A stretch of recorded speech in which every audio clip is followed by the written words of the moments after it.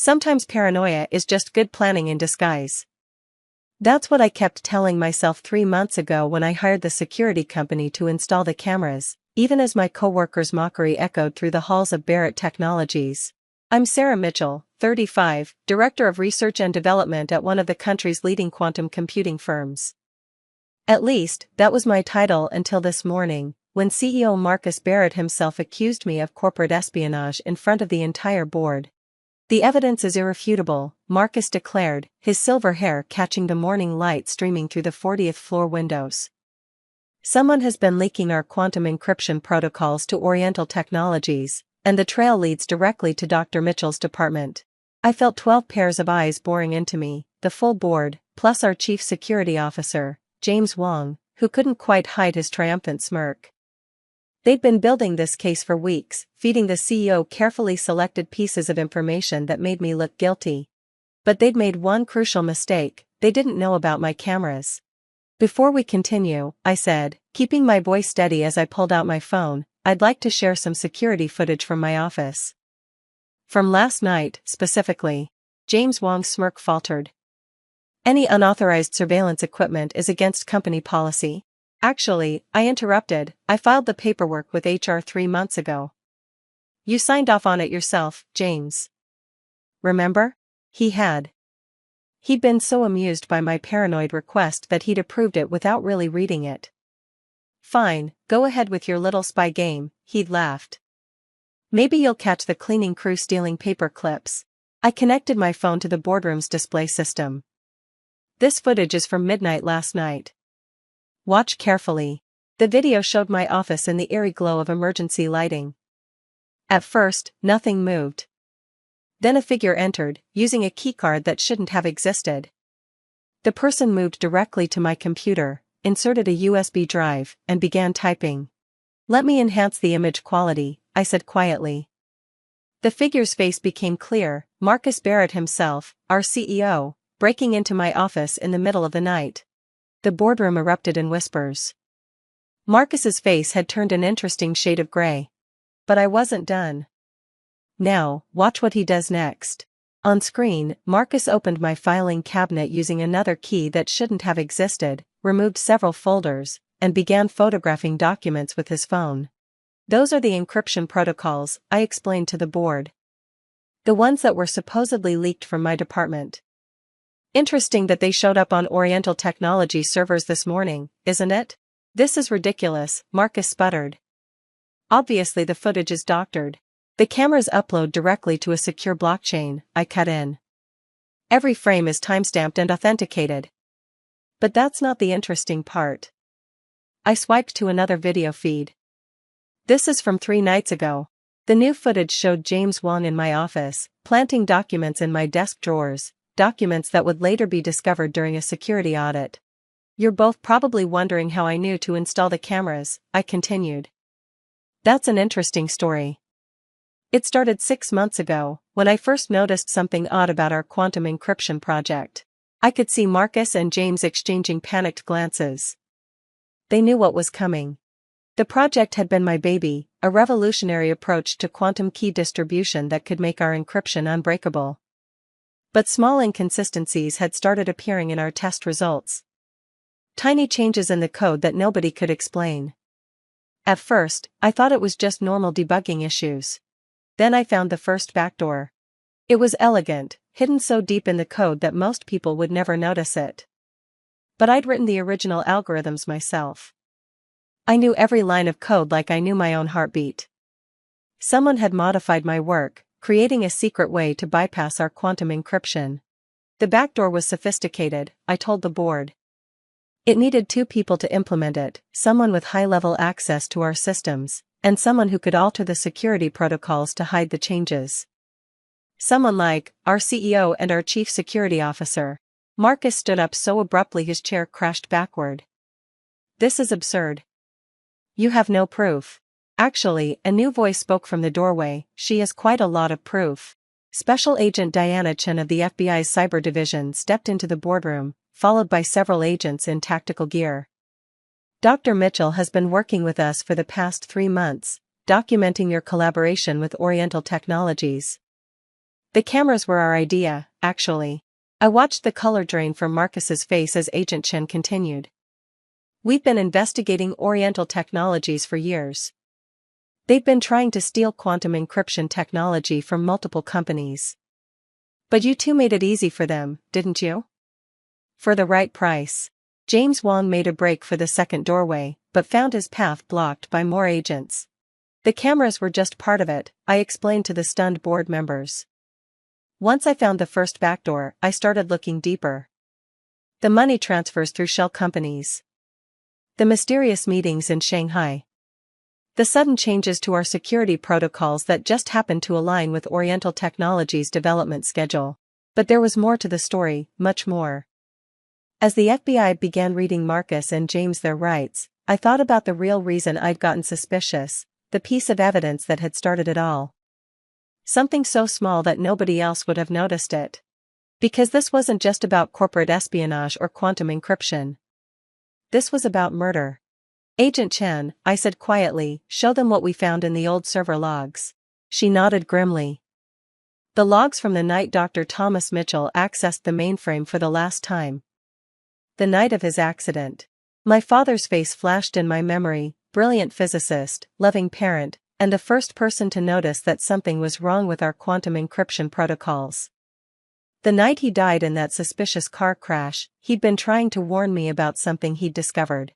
The board members leaned forward as Agent Chen pulled up the logs. None of them knew the real reason I'd installed those cameras. They were about to learn that sometimes, paranoia isn't about fear. Sometimes, it's about justice. The server logs told a story that only a handful of people could have understood. To most of the board members, they just looked like strings of code and timestamps. But I'd spent the last 6 months piecing together what my father had discovered that night. At 11:42 p.m., Agent Chen explained, Dr. Thomas Mitchell accessed the quantum encryption mainframe using his emergency credentials. He downloaded several files, then initiated a secured transmission to the FBI's cybercrime division. That transmission was intercepted and deleted before it reached us. I pulled up another window on the display. This is the building's security footage from that night. Watch who enters the server room after my father. The grainy video showed Marcus Barrett and James Wong rushing into the server room just minutes after Dad left. They spent 20 minutes inside, then emerged looking agitated. An hour later, my father's car went off the road on his way home. No skid marks, I said quietly. No mechanical failures. Just a perfectly maintained vehicle suddenly veering off a straight road on a clear night. The police called it an accident. I called it impossible. Marcus, still flanked by FBI agents, tried one last bluff. You can't prove anything. Traffic accidents happen.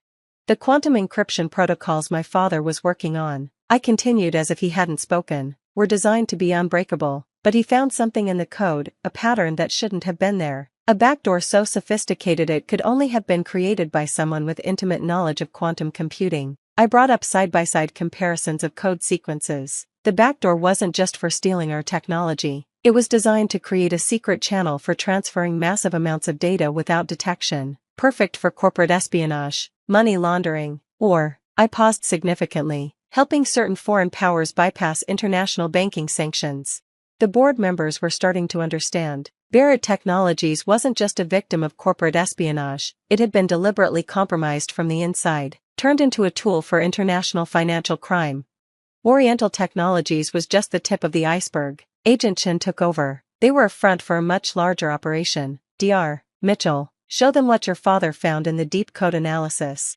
I pulled up the final set of files, the ones that had taken me months to decrypt. Lines of quantum code that revealed connections to banks in sanctioned countries, to weapons manufacturers, to terrorist financing networks.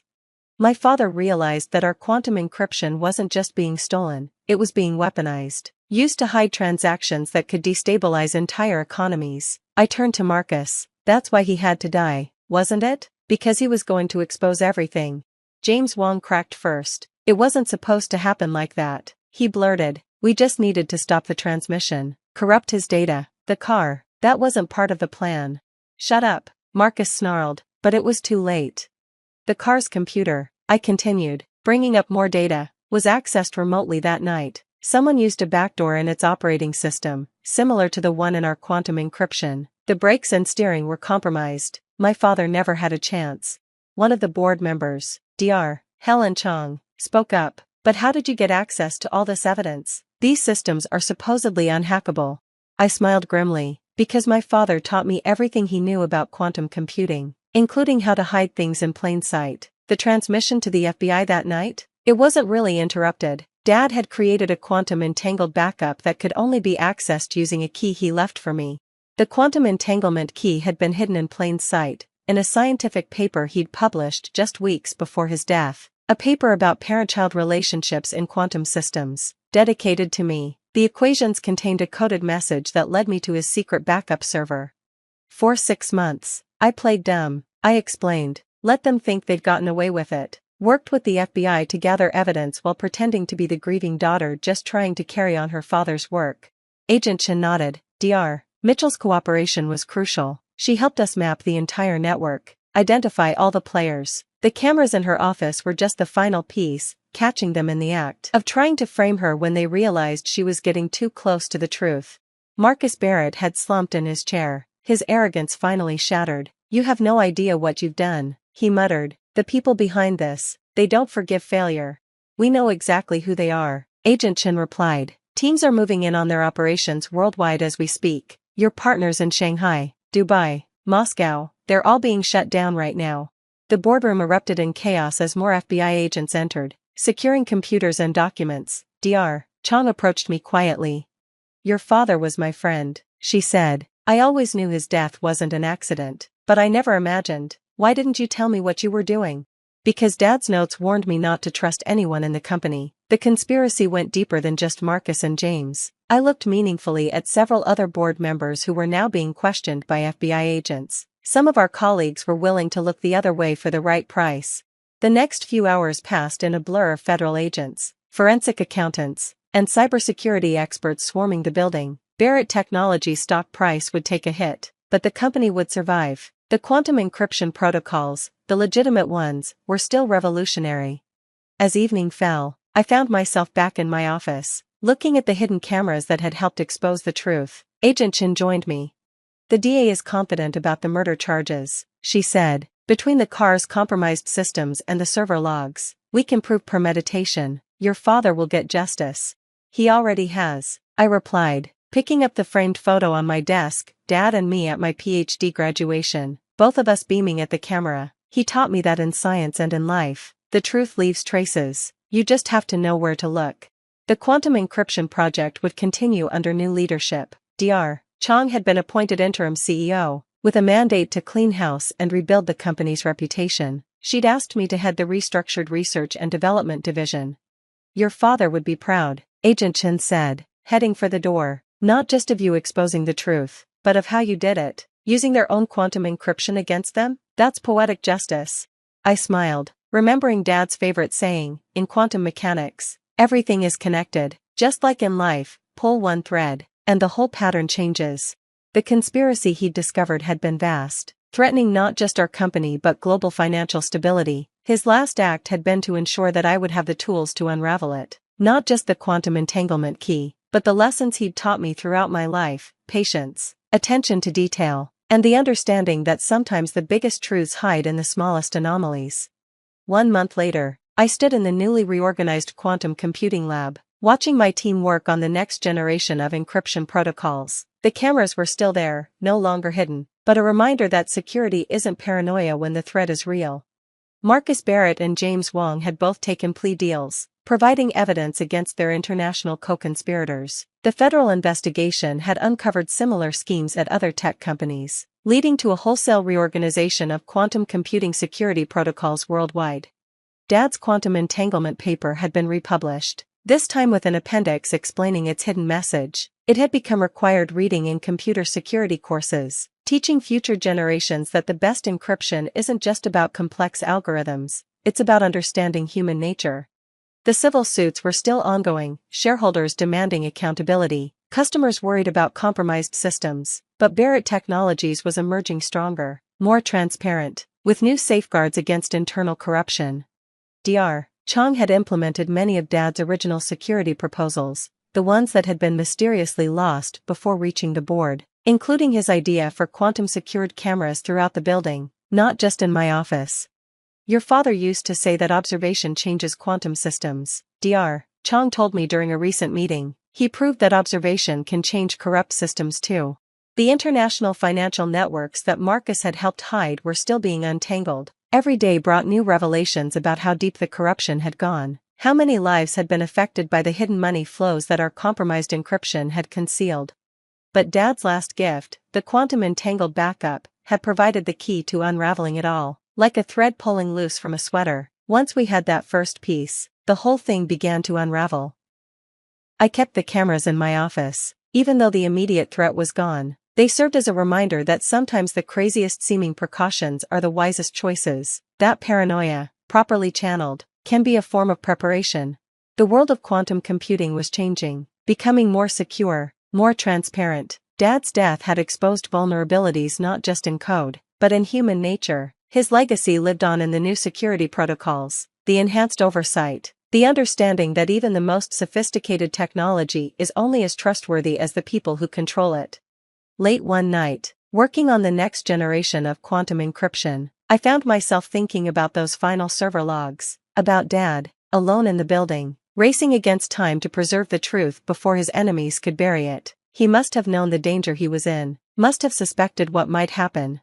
But he'd trusted me to finish what he'd started, to prove that in quantum computing and injustice, everything leaves traces. You just have to be brave enough to look for them, smart enough to understand them, and patient enough to wait for the right moment to reveal them. The cameras in my office caught my reflection as I worked, and for a moment, I could almost see Dad standing behind me, nodding in approval. His last lesson had been his most important, that the truth, like quantum information, can never truly be destroyed. It just takes the right observer to bring it into focus. The end. I always knew my sister would try to ruin my life someday. I just didn't expect her to wait until my wedding day to do it. But I'm getting ahead of myself. Let me take you back to where this mess really started. Thea, could you please just once try to be more like your sister? My mother's familiar refrain echoed through our kitchen as I scraped burnt cookies into the trash. At 28, you'd think I'd be immune to the comparison game by now. But some wounds never really heal. They just scab over. Mom, I'm a successful pediatric nurse. I have my own house. I have an amazing son. What more do you want from me? I tried keeping my voice level, though my hands shook slightly as I gripped the cookie sheet.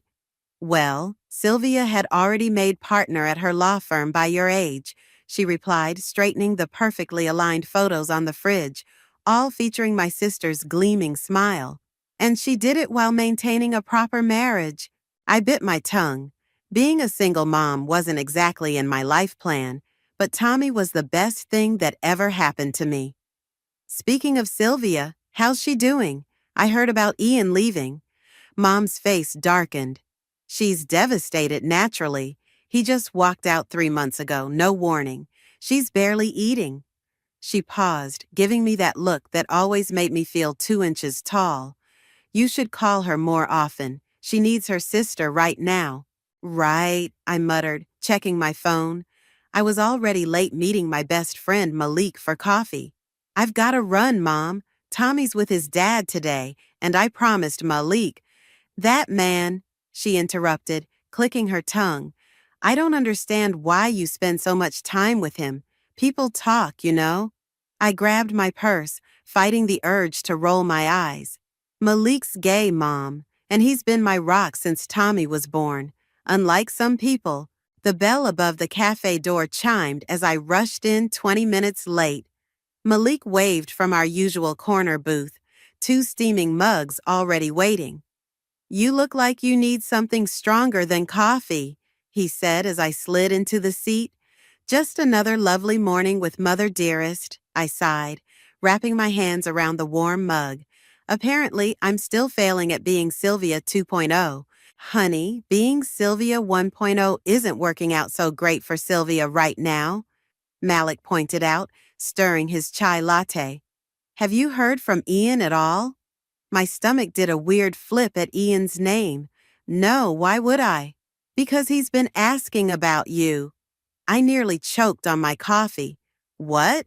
Don't play dumb. He came into the gallery yesterday, asking if you ever stopped by.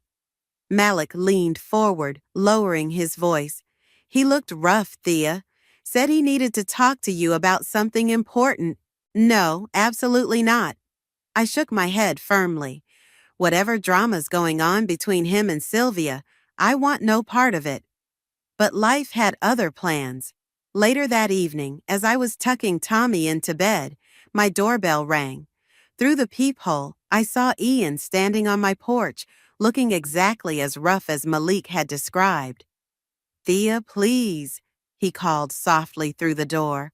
I know you're home. I need to tell you something. Against my better judgment, I opened the door.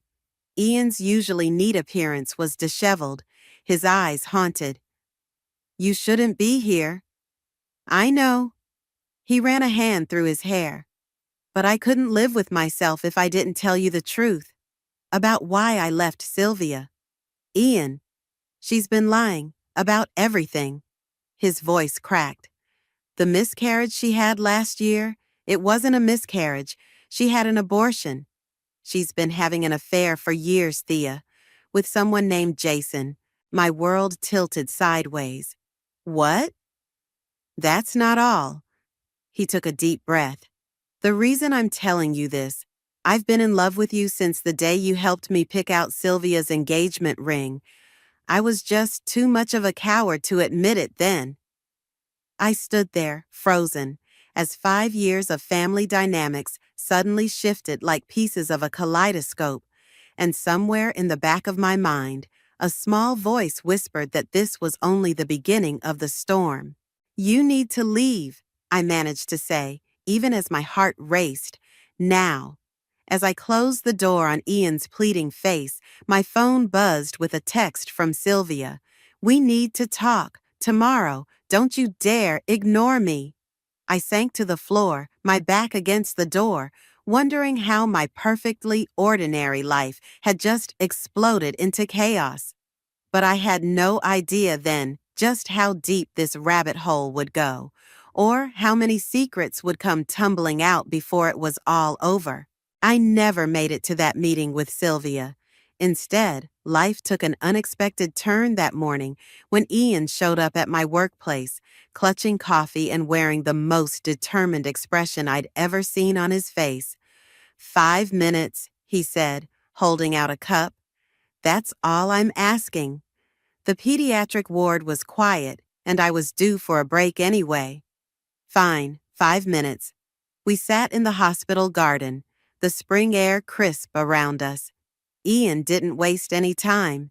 I filed for divorce yesterday, he said, staring into his coffee. I know it seems fast, but Sylvia and I have been over for a long time, and I can't stop thinking about what I told you last night. Ian, I'm your soon-to-be ex-wife's sister. This is crazy. Is it? He turned to face me. Tell me you've never felt this connection between us. All those family dinners, all those times you were the only one who really saw me. Stop, I whispered, but my heart wasn't in it. Have dinner with me, just once. If you feel nothing, I'll never bother you again. That dinner changed everything. One date turned into 2, then 3, and suddenly we were stealing kisses in parking lots and sharing secret smiles across rooms. It felt like walking on air until the first threatening note appeared under my windshield wiper. Home-wrecking whores get what they deserve, it read in cut-out magazine letters. It has to be Sylvia, I told Malik over lunch, showing him the note. Who else would do this? Your sister's always been dramatic, but this is next level. He studied the paper. Have you told Ian? Not yet. He's already dealing with enough. The divorce is getting ugly. More notes followed. Watch your back. Karma's coming. Each one more ominous than the last. But then Ian did something that made me forget all about them. He proposed. It happened on a random Tuesday. Tommy was at his dad's, and Ian had cooked dinner at my place. As we cleared the dishes, he suddenly dropped to one knee. "I know it's fast," he said, pulling out a simple silver ring. "I know people will talk, but I love you, Thea. I love your strength, your kindness, your heart. I love how you are with Tommy. Will you marry me?" My yes was barely out before my phone exploded with texts. Somehow, Sylvia already knew. "You backstabbing bitch." Her voice screamed through the speaker when I finally answered. "How dare you?" "Sylvia, calm down." "Calm down? You're engaged to my husband." "Ex-husband," I corrected. "And you cheated on him for years." The line went dead. Minutes later, my mother called. "How could you do this to your sister?" she demanded. "Have you no shame?" "Mom, you don't know the whole story." "I know enough. You've always been jealous of Sylvia, always trying to take what's hers." I hung up, hands shaking. Ian wrapped his arms around me. "We knew this wouldn't be easy." "Maybe we should wait," I suggested. "Give it more time." "No." His voice was firm. "I'm done letting Sylvia control my life, our life. Let's get married next month. Small ceremony, just close friends." That night after Ian left, I found another note taped to my door. But this one was different. "I know what you did 5 years ago," it read. "Soon everyone will know." My blood ran cold. There was only one secret from 5 years ago, and I'd buried it deep, or so I thought. The next morning, Malik helped me plan the wedding while I tried to ignore the growing knot in my stomach. "Something's not right," he said, watching me jump at every sound. "You're hiding something." "I'm fine," I lied. "Just wedding jitters." But as I looked at wedding venues on my laptop, an email arrived from an anonymous address. Inside was a photo that made my heart stop. Me, 5 years ago, leaving a clinic with Jason, Sylvia's secret lover. My phone buzzed with a text from Sylvia. "Found your weakness, little sister. Still want to marry my husband?" I stared at the message, my hands steady for the first time in days. If Sylvia wanted to play this game, fine. But she had no idea what other secrets I'd discovered in those old letters. Secrets that could destroy her completely. "Book the venue," I told Malik, a strange calm settling over me. "For next month. It's time everyone learned the truth." He studied my face. "Thea, what are you planning?" I smiled, thinking of the DNA test results hidden in my desk drawer. "Let's just say Sylvia isn't the only one with secrets." The next few weeks became a twisted game of cat and mouse. Sylvia escalated her threats, but I had my own ammunition ready. I just needed the right moment to use it. I found her waiting outside Tommy's school one afternoon, leaning against her Mercedes like she owned the place. "What are you doing here?" I demanded, stepping between her and the school entrance. "Can't an aunt visit her nephew?" Her smile was razor sharp, though I suppose we should confirm if that's really what I am to him. "Don't you dare bring Tommy into this." "Oh, but he's already involved, isn't he?" She adjusted her designer sunglasses. "How is Jason these days? Still working at that clinic?" My heart hammered, but I kept my voice steady. "Funny you should mention Jason. I had coffee with him yesterday." The smile slipped from her face. "You're lying." "Am I? He had some very interesting things to say about you. About 5 years ago. About 9 months before." "Shut up." She grabbed my arm, her perfectly manicured nails digging into my skin. "You don't know anything." "I know everything, Sylvia. Every single thing." The school bell rang, and I pulled away as children started pouring out. Tommy ran toward us, then stopped short when he saw Sylvia. "Hey, buddy," I called, trying to sound normal. "Ready to go? Is everything okay, Mom?" His eyes darted between us. "Perfect, sweetie. Aunt Sylvia was just leaving." That evening, Ian came over looking worried. "I got fired today." he said as soon as I opened the door. The partners claimed they found evidence I was stealing client information. Sylvia, I growled, she must have friends at your firm. It gets worse. He pulled out his phone, showing me an email. Someone sent this to every partner. It was a doctored photo, making it look like Ian was sharing confidential documents. She's trying to destroy you, I said, to stop the wedding. I don't care about the job. He pulled me close, but I'm worried about what else she might do. My phone buzzed. Another anonymous email. This time it contained a video, security footage from the clinic, dated 5 years ago. Me and Jason talking intensely in the parking lot. I should tell you something, I said, turning to Ian, about that time. But before I could continue, there was a knock at the door. My mother stood there, looking like she'd aged 10 years. Is it true? She demanded, barging in. What Sylvia told me about Tommy? Whatever she told you is a lie. She says he's Ian's, that you two had an affair years ago. Her voice broke. That's why you're really getting married, isn't it? To cover up your sin? Mom, stop. I grabbed the DNA test results from my desk. Read this, all of it.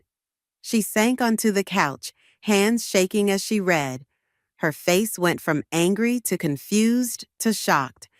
This can't be right, she whispered. It is, and there's more. I sat beside her. Remember when Sylvia said she lost that baby last year? It wasn't Ian's, and she didn't lose it. How do you know all this?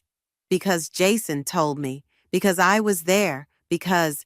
I stopped as Tommy appeared in the doorway, rubbing his eyes. Mom, why is everyone yelling? Go back to bed, sweetheart. Everything's fine. After tucking him in again, I returned to find my mother gone and Ian staring at the DNA results. When were you going to tell me about this? He asked quietly. At the right time, when I had everything in place. And when's that? I smiled grimly. At the wedding. When Sylvia tries whatever she's planning, I'll be ready. You're playing a dangerous game, he warned. No, I corrected. I'm finishing one she started years ago. Later that night, after everyone left, I called Malik. The pieces are falling into place, I told him. I need one more favor. Anything. Find Jason. Tell him it's time to make things right. Are you sure about this? He asked. Once you start this avalanche? Sylvia thought she could bury me with my own secrets, I said, looking at the photo of Tommy on my desk. But she forgot one thing. What's that? I'm not the same person I was 5 years ago, and I'm done living in her shadow. As if on cue, another text from Sylvia arrived. Last chance to call off the wedding, little sister. Or should I start telling people what really happened at that clinic? I typed back 4 words. Bring it on, big sister. The game was nearly over. In 2 weeks at my wedding, all the secrets would come out, and only one of us would be left standing.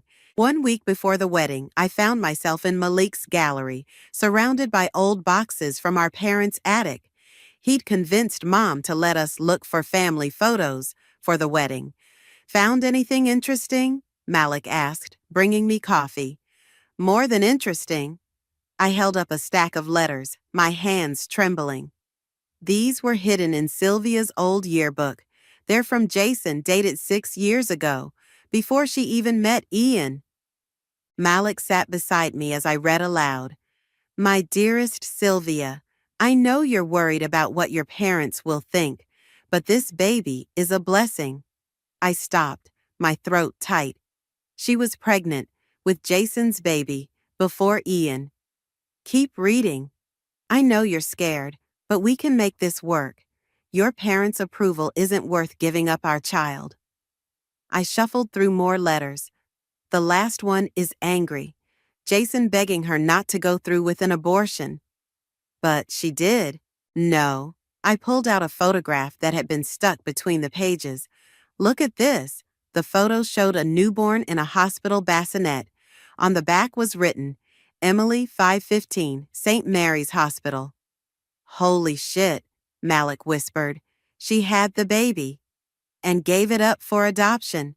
Then met Ian 3 months later, pretending to be the perfect daughter my parents always wanted. My phone buzzed, a text from Jason. I'm in town, meeting you tomorrow at 2. The usual place. The next day, I sat in the same clinic parking lot where everything had changed 5 years ago. Jason's car pulled up right on time. You look good, Thea, he said, sliding into the passenger seat. Better than the last time we met here. When you helped me expose Sylvia's affair to Ian. He nodded. I'm sorry about all this. I never thought she'd try to use that against you. She thinks she's so clever, I said, pulling out the letters, but she forgot about these. Jason's face darkened as he looked at them. She told me she destroyed these. Did you ever find her? Your daughter? Emily? His voice cracked. Yes, she's with a good family in Seattle. They send me photos sometimes. I'm not supposed to, but... He pulled out his phone, showing me a picture of a smiling 5-year-old with Sylvia's eyes. Does Sylvia know? No. She made it clear she wanted nothing to do with us. He hesitated. That's why I helped you back then. When you caught us together, when you threatened to tell Ian, I was angry at her, at everything. And now? Now I want the truth out. All of it. What do you need me to do? I outlined my plan. By the time we finished talking, the sun was setting. That night, Ian found me at my kitchen table, surrounded by papers. You missed the cake tasting, he said softly. I'm sorry, I got caught up in... I gestured at the mess. He picked up the photo of Emily. Who's this? Your wife's daughter. His face went blank. What?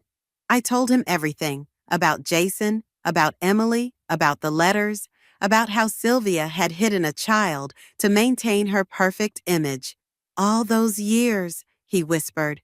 All those lies. There's more. I took a deep breath. Remember when Sylvia's threatening notes mentioned something from 5 years ago? About me and Jason at the clinic?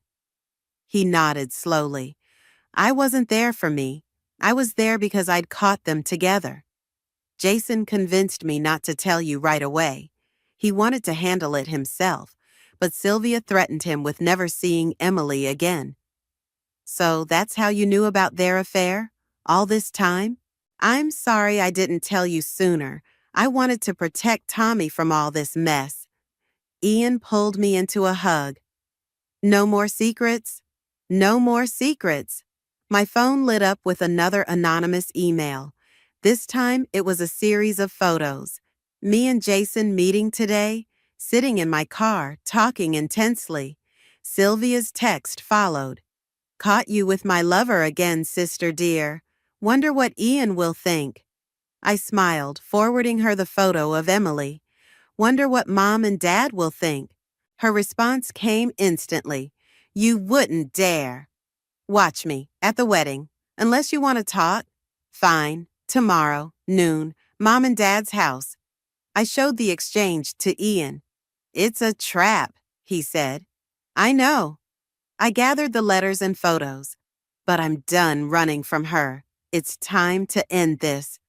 Be careful, he warned. A cornered animal is the most dangerous. If only I'd known then just how right he was. The morning of my wedding dawned bright and clear. I stood in the bridal suite, surprisingly calm as Malik adjusted my veil. She'll show up, he said, meeting my eyes in the mirror. You know that, right? I'm counting on it. I touched the manila envelope hidden in my bouquet. Everything's ready? Jason's in position. Your parents are seated, and that private investigator you hired is watching all the exits. A knock at the door made us both jump. My mother entered, looking uncertain. Sylvia's here, she said. She's wearing white. Of course she was. Perfect, I smiled. Everything's going exactly as planned. Thea. Mom stepped closer, wringing her hands. Maybe we should postpone, after what happened at yesterday's meeting. You mean when Sylvia didn't show up? I turned to face her. That's exactly why we're doing this today. The ceremony began right on schedule. I watched from behind the church doors as our small group of guests settled in. Ian stood at the altar, handsome in his tuxedo. Tommy sat in the front row, fidgeting with his bow tie. And there was Sylvia, wearing a white dress that probably cost more than my entire wedding, whispering to our father. The music started. This was it. I made it halfway down the aisle before Sylvia stood up. "I object," she announced dramatically. Several guests gasped. "This wedding can't proceed." "Sylvia," our father hissed, "sit down." "No," she pointed at me, her voice shrill. "My sister is a liar and a whore. That little boy sitting there, he's not just my nephew, he's my husband's son." The church erupted in whispers. Tommy looked confused and scared. "Sylvia," I said calmly, "are you sure you want to do this? Everyone needs to know the truth." She pulled out her phone. "I have proof. Photos of Thea and Ian together 5 years ago. They had an affair while he was married to me." "Those photos are fake," Ian said firmly. "Oh, really?" Sylvia's smile was manic. "Then explain why your DNA test matches Tommy's." Another gasp from the crowd. My mother started crying. "Actually," I said, opening my bouquet and pulling out the envelope, "let's talk about DNA tests." "What are you doing?" Sylvia's confidence wavered slightly. "I have some test results of my own." I turned to address our guests. "My sister's right. Everyone does need to know the truth, just not the truth she's telling." I pulled out the first document. This is Tommy's real DNA test, witnessed and notarized. It proves that Ian is not his father. I handed it to our father. "But that's not the interesting part." "Shut up," Sylvia whispered. "The interesting part," I continued, pulling out more papers, "is what I found when I started digging into Sylvia's past, specifically about a baby girl born 6 years ago at St. Mary's Hospital." All color drained from Sylvia's face. A baby she had with her lover Jason before she ever met Ian. A baby she gave up for adoption to maintain her perfect image. "You're lying," but her voice cracked. "Jason," I called out. He stood up from the back pew, holding a tablet. "Would you like to show everyone the video call you had with Emily last week?" "Don't you dare." Sylvia lunged forward, but our father caught her arm. "Is this true?" he demanded. "There's more," I said, my voice steady. "Those photos Sylvia has of me and Jason at the clinic? I was there because I'd caught them together, while she was married to Ian, while she was supposedly grieving her miscarriage, which was actually another abortion, Jason's baby, again." The church was dead silent. Sylvia stood frozen, tears streaming down her face. "So, yes," I turned to our parents. "Let's talk about truth. Let's talk about who's really been lying all these years." "I did it for you," Sylvia screamed at our parents. "To be the daughter you wanted, little Miss Perfect, while she jabbed a finger at me, got to do whatever she wanted." "Sylvia," our mother whispered, "what have you done?" "What I had to do, and I'd do it again. You have no idea what it's like, having to be perfect all the time." "Mom? Dad?" Tommy's small voice cut through the chaos. "Can I go wait outside?" The simple question somehow broke the tension. People started moving, talking in hushed voices.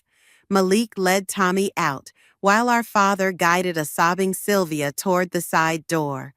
I turned to Ian, still standing at the altar. "Still want to marry into this crazy family?" He pulled me close. "More than ever." The ceremony that followed was short and sweet. As we exchanged vows, I caught a glimpse of Sylvia being driven away by our parents. She'd lost everything, her secrets, her power, her perfect image. But somehow, I felt no joy in her defeat, only relief that the truth was finally out. and sadness for the little girl who grew up thinking she had to be perfect to be loved. The reception was in full swing when Malik rushed in, his face pale. "Thea, you need to come, now." I found Sylvia in the parking lot, slumped against her car, an empty pill bottle at her feet. "Call an ambulance," I shouted to Malik, dropping to my knees beside her. "Sylvia, can you hear me?" Her eyes fluttered. "Go away. Let me die in peace." "Not happening." I checked her pulse, rapid but steady. "What did you take? Why do you care?" She tried to push me away, but her movements were sluggish. "You won. You destroyed me. Happy now?" The ambulance arrived within minutes. As the paramedics worked, our parents appeared, Mom crying hysterically. "I'm riding with her," I told Ian, already climbing into the ambulance. "You're in your wedding dress," he reminded me. "She's my sister." The hospital waiting room was a blur of white tulle and worried faces. Hours passed before a doctor emerged. "She'll be okay," he assured us. "We pumped her stomach in time, but she'll need to stay for psychiatric evaluation." "Can I see her?" I asked. The doctor hesitated. "She's asking for you, actually." Sylvia lay in the hospital bed, looking small and broken. Her perfect makeup was gone, her designer dress replaced by a hospital gown. "Why?" she whispered as I sat beside her. "Why didn't you just let me die?" "Because I love you, you idiot." I took her hand. "You're my sister. I tried to ruin your wedding. I've been horrible to you our whole lives." "Yes, you have." I squeezed her hand. "But I understand why." She turned away. "You don't understand anything." "I understand that Mom and Dad put impossible expectations on you. I understand that giving up Emily broke something inside you. I understand that you've been running from your own truth for so long, you forgot who you really are." "Stop," she whispered. But I continued. "I understand that when Jason came back into your life last year, it brought back everything you'd tried to forget. And I understand why you tried to destroy my happiness, because you couldn't stand seeing someone else have what you'd given up." Tears rolled down her cheeks. "I want to see her, Emily, just once." "I know." I pulled out my phone, showing her the photo Jason had shared. "She has your eyes." Sylvia's hand shook as she touched the screen. "She's beautiful. Jason says her adoptive parents are wonderful. They're open to arranged visits if you want." "Why are you being so kind to me?" She looked up, confused. "After everything I did?" "Because someone needs to break this cycle of hurt in our family. It might as well be me." A knock at the door interrupted us. Our parents entered, looking uncertain. "Sylvia," Mom started, then stopped, seeming lost for words. "I'm sorry," Sylvia whispered. "I'm so sorry for everything." Dad cleared his throat. "We're the ones who should be sorry. We put too much pressure on you, made you feel like you couldn't come to us." "We need to talk," Mom added, "about Emily, about everything." I stood to leave, but Sylvia grabbed my hand. "Stay, please." What followed was hours of painful, honest conversation. Years of secrets and hurt spilled out. Mom admitted her favoritism. Dad acknowledged his rigid expectations, and Sylvia finally told them everything about Emily and Jason. When Ian appeared at the door around midnight, still in his tuxedo, I realized I'd missed my entire wedding reception. "Some wedding night, huh?" he said, pulling me close. "I'm sorry." "Don't be." He kissed my forehead. "This is more important." Sylvia watched us, something shifting in her expression. "You really love her, don't you?" "More than anything," Ian replied. "Then I need to tell you both something else." She took a deep breath.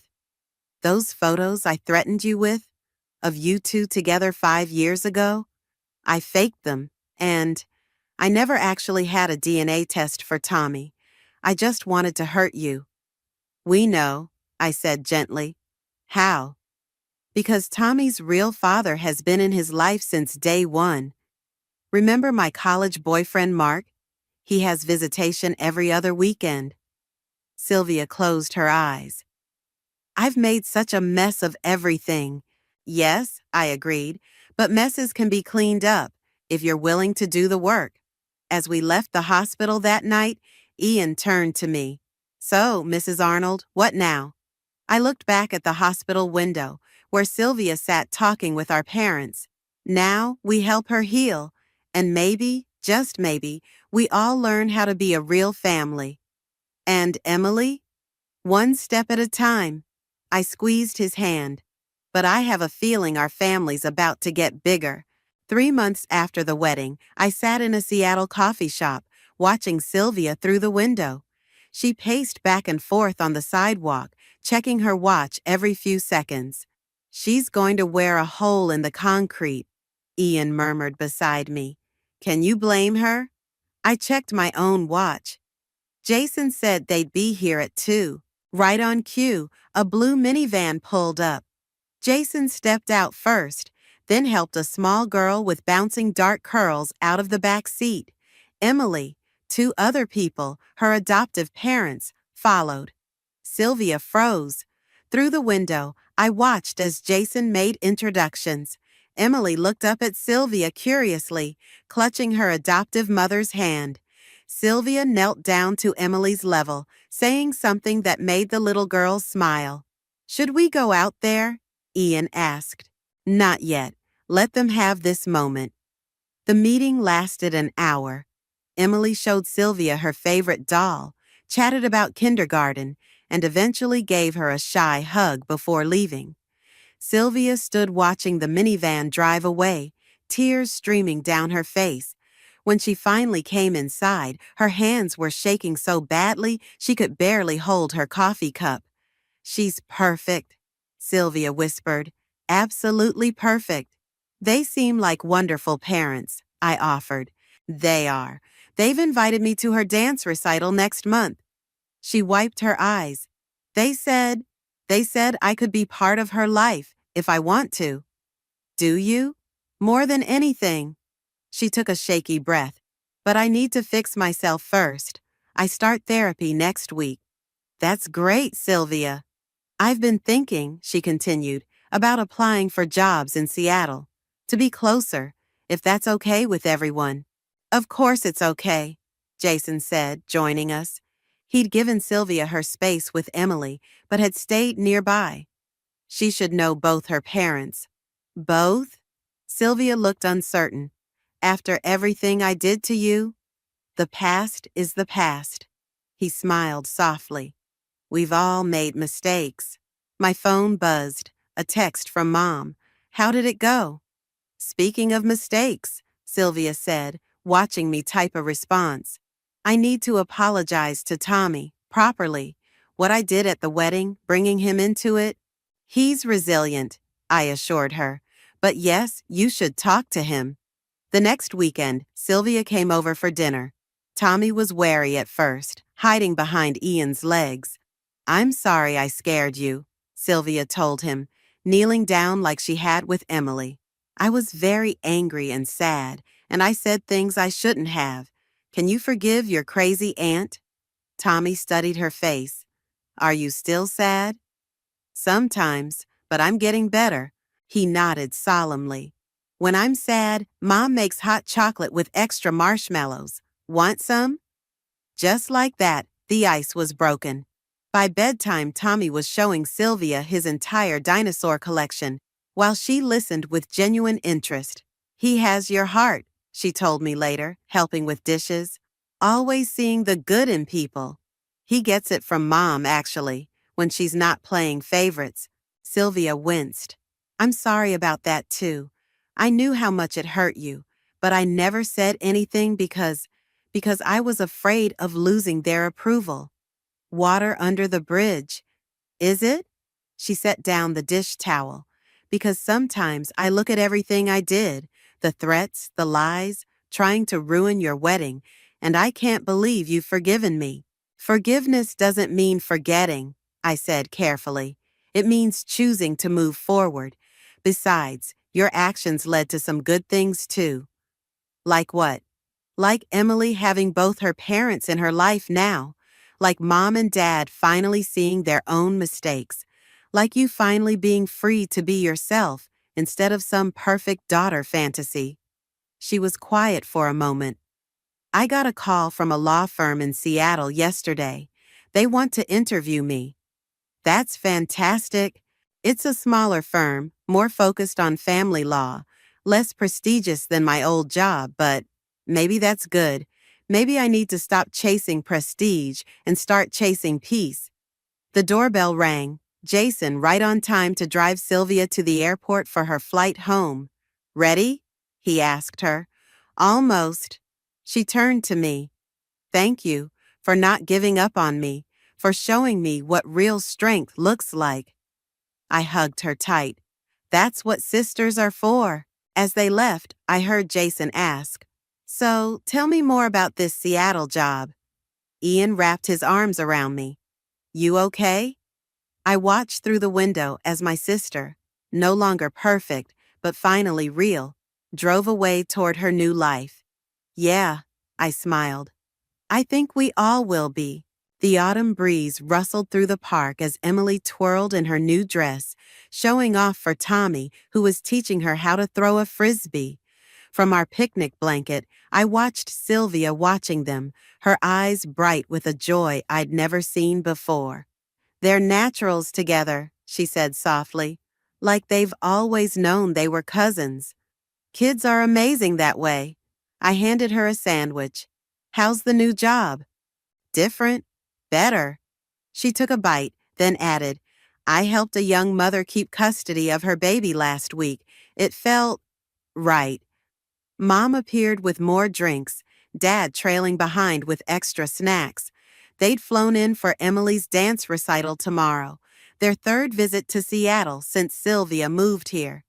Emily, sweetheart, Mom called. Come eat something. The little girl raced over, Tommy close behind. As they settled on the blanket, I noticed how Mom treated them exactly the same.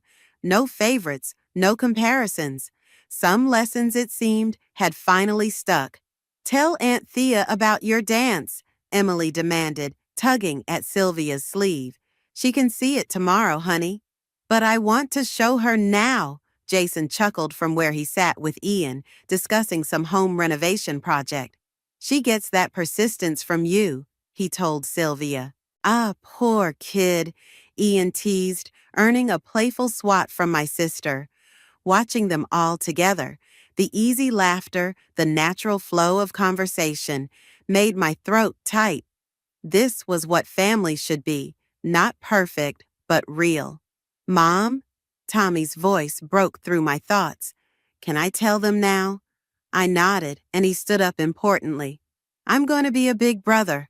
The announcement sparked exactly the joyful chaos you'd expect. Hugs, tears, questions all around.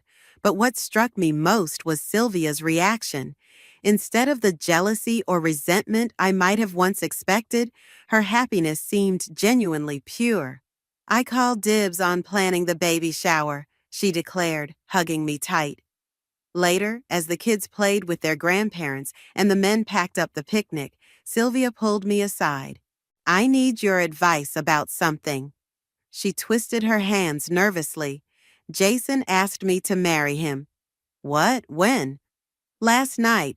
He said we could try again, do things right this time. What did you say? That I needed to think, that I'm not the same person I was 6 years ago when we first. She glanced at Emily. I'm scared, Thea. What if I mess everything up again? You won't. How can you be so sure? Because this time you're not trying to be perfect. You're just trying to be happy. She wiped away a tear. When did my little sister get so wise? Probably around the same time my big sister got so brave. A shriek of laughter made us turn. Emily had jumped on Dad's back while Tommy tried to climb up his legs. Mom was recording the whole thing on her phone, no longer caring about maintaining a dignified image. Look at them, Sylvia mused. A year ago, this would have seemed impossible. A lot can change when you let go of old patterns. I used to be so angry at you, she admitted, for being able to live your life without worrying what everyone thought, for having Tommy and being a single mom without shame, for finding love with Ian. I wanted to punish you for having what I was too afraid to fight for. And now? Now I'm grateful.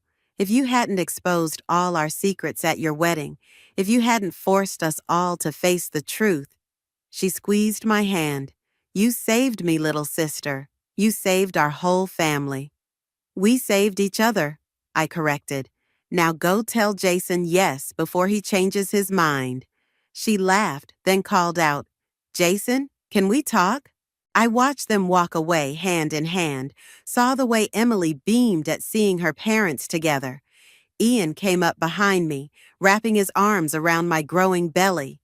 Happy? He asked. More than I ever thought possible. Tommy ran over, grass-stained and grinning. Mom, Grandpa says we can get ice cream. Does he now? I ruffled his hair. Better hurry before he changes his mind. As my son raced off, I looked around at my assembled family.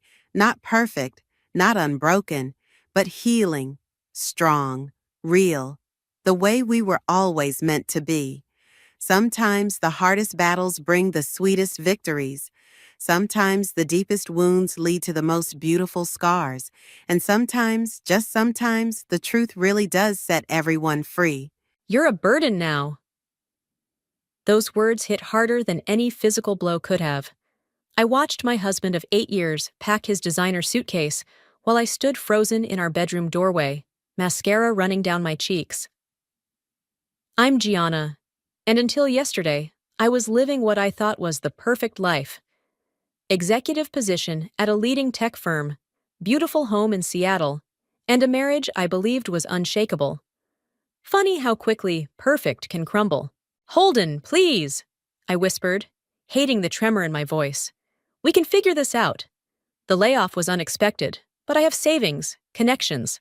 I'll find something new. He barely glanced at me as he folded his expensive shirts.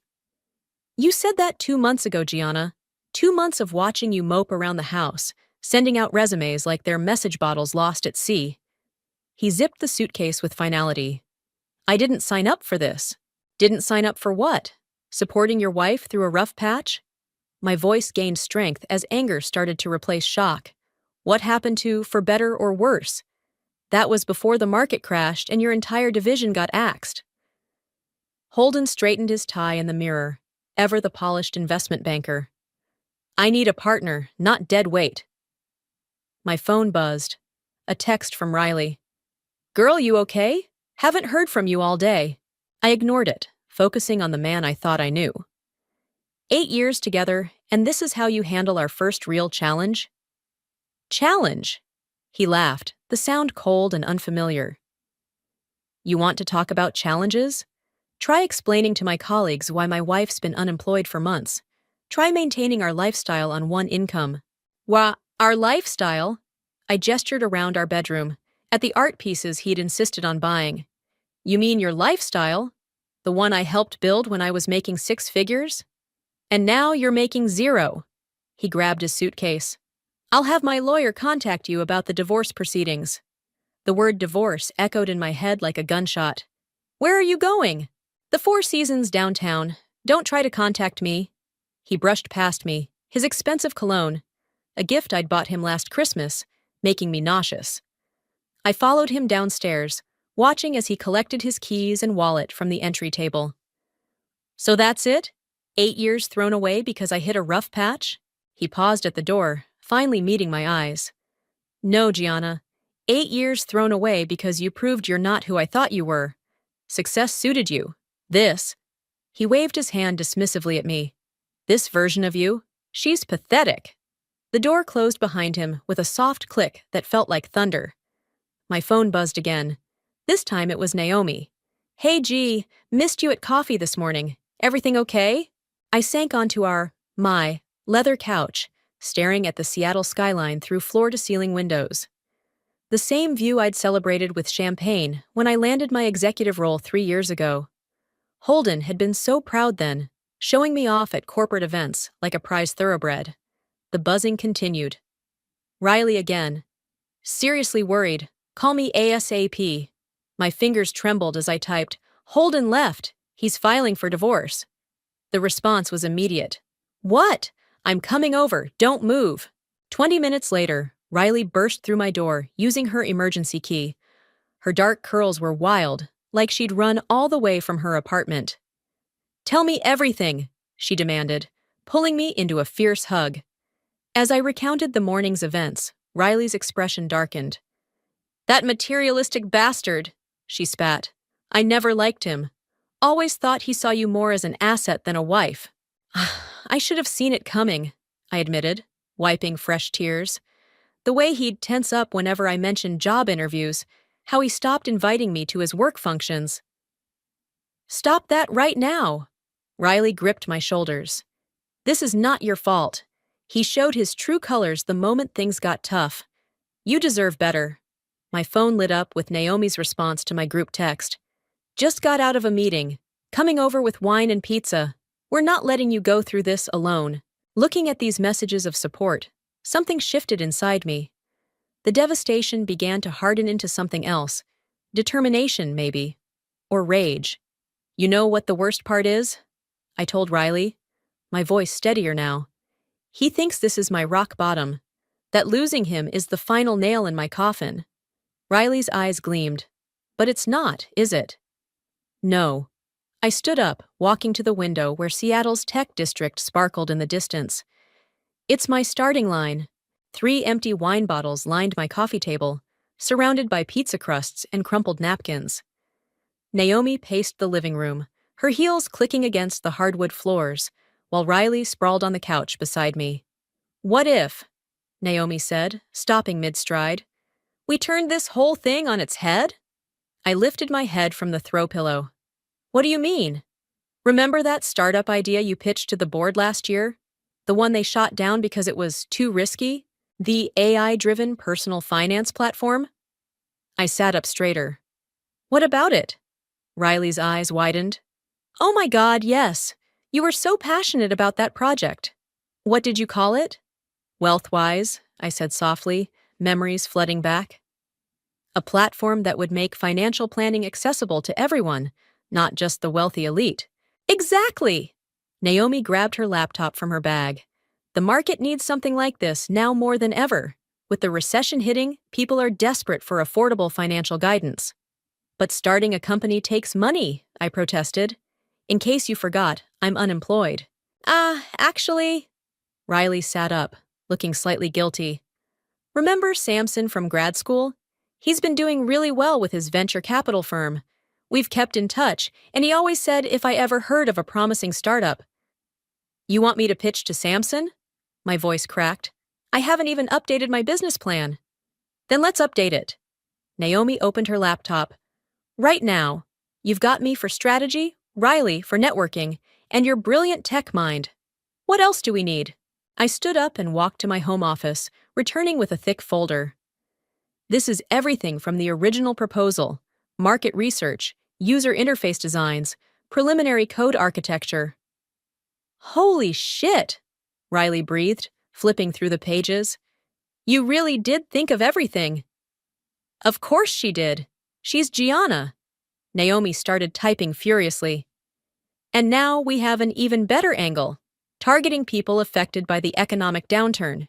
People like me, I finished.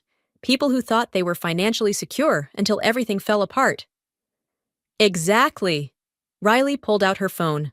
I'm texting Samson right now. He owes me a favor anyway. My hands started shaking. This is crazy. Starting a company in the middle of a divorce? No, Naomi said firmly. This is perfect timing. You know why? Because you have nothing to lose and everything to prove. The next morning, nursing a slight hangover, I met Samson at his favorite coffee shop downtown.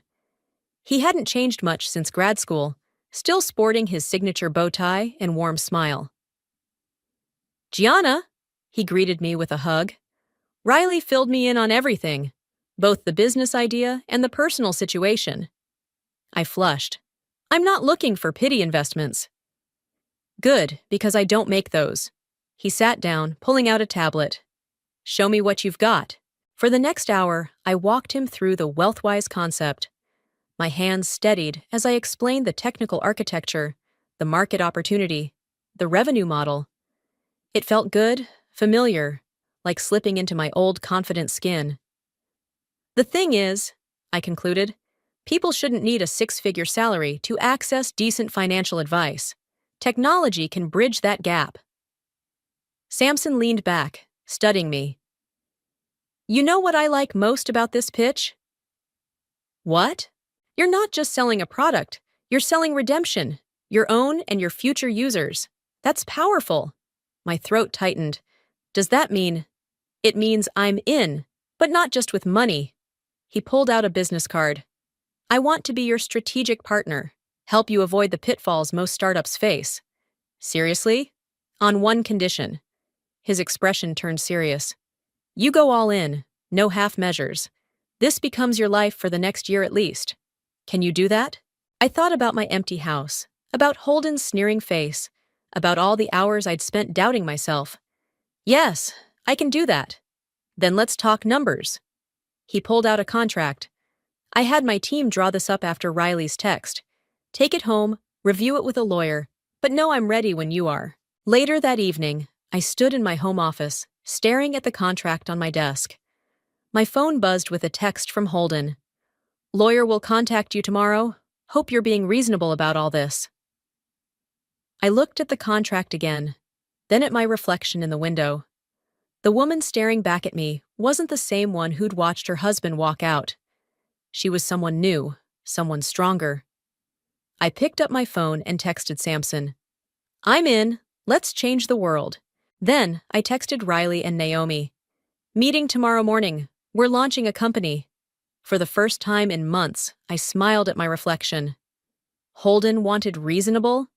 He was about to learn that reasonable wasn't in my vocabulary anymore. 6 months, I announced to our small team, standing in our newly leased office space. That's our timeline for the beta launch. 6 months? Nina, our recently hired marketing director, nearly choked on her coffee. That's ambitious for a fintech platform. Ambitious is what we do here. Naomi tapped her tablet, projecting our timeline onto the wall. We've already got the basic architecture in place, and our first round of funding is secured. The office buzzed with energy despite being half-furnished. Boxes of computers and equipment lined the walls, waiting to be unpacked. Through the windows, Seattle's tech district loomed, reminding me of everything I had to prove. Speaking of funding, Samson walked in, bow tie slightly askew. We've got our first potential problem. Melanie just joined CompFin as their head of product development. My stomach dropped. Melanie, my former colleague, who'd always resented playing second fiddle to me at our old company. Let me guess. They're suddenly developing something similar? Got it in one. Samson handed me his phone, showing CompFin's press release. They're announcing a revolutionary financial planning platform next quarter. That's 3 months before our launch date, Riley noted, frowning at the screen. They're trying to beat us to market, I said, pacing the room. Melanie knows enough about our old proposal to fast-track a competing product. Nina raised her hand. Quick question, who's Melanie?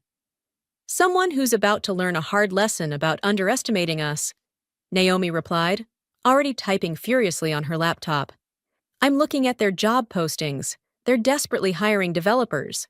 Which means they're starting from scratch, I realized, a plan forming. They might announce in 3 months, but they won't have a working product. Unless they cut corners, Samson added. Exactly. I grabbed a marker and approached the whiteboard. So we pivot. Instead of launching the full platform in 6 months, we release a stripped-down version in 10 weeks. 10 weeks? The entire room erupted in protests. I held up my hand. Listen, we focus on one core feature, the automated financial advisory algorithm. Make it perfect, make it beautiful, make it impossible to replicate quickly. That could work, Naomi said slowly. We'd need to pull some all-nighters, but we'd beat them to market, Nina finished, excitement building in her voice. And if we nail that first feature, we control the narrative. The next 8 weeks became a blur of coffee-fueled coding sessions and heated strategy meetings. Our small office transformed into a war room, walls covered in user flow diagrams and testing schedules. One evening, as I was reviewing code, my phone lit up with a text from an unknown number. It was a photo of Holden at a restaurant, sitting close to a blonde woman. Below it, a message. Thought you should know what your ex is up to. M. My hands shook as I showed the photo to Riley, who was working late with me. Melanie's playing mind games, she said, squeezing my shoulder. She wants to throw you off your game before the launch. Well, it's not going to work. I turned back to my computer, channeling my anger into productivity. How's the user interface coming along? 2 days before our surprise launch, disaster struck. Our main server crashed during final testing, taking 3 weeks of work with it. This isn't an accident, Naomi declared, examining the logs. Someone tried to breach our firewall last night.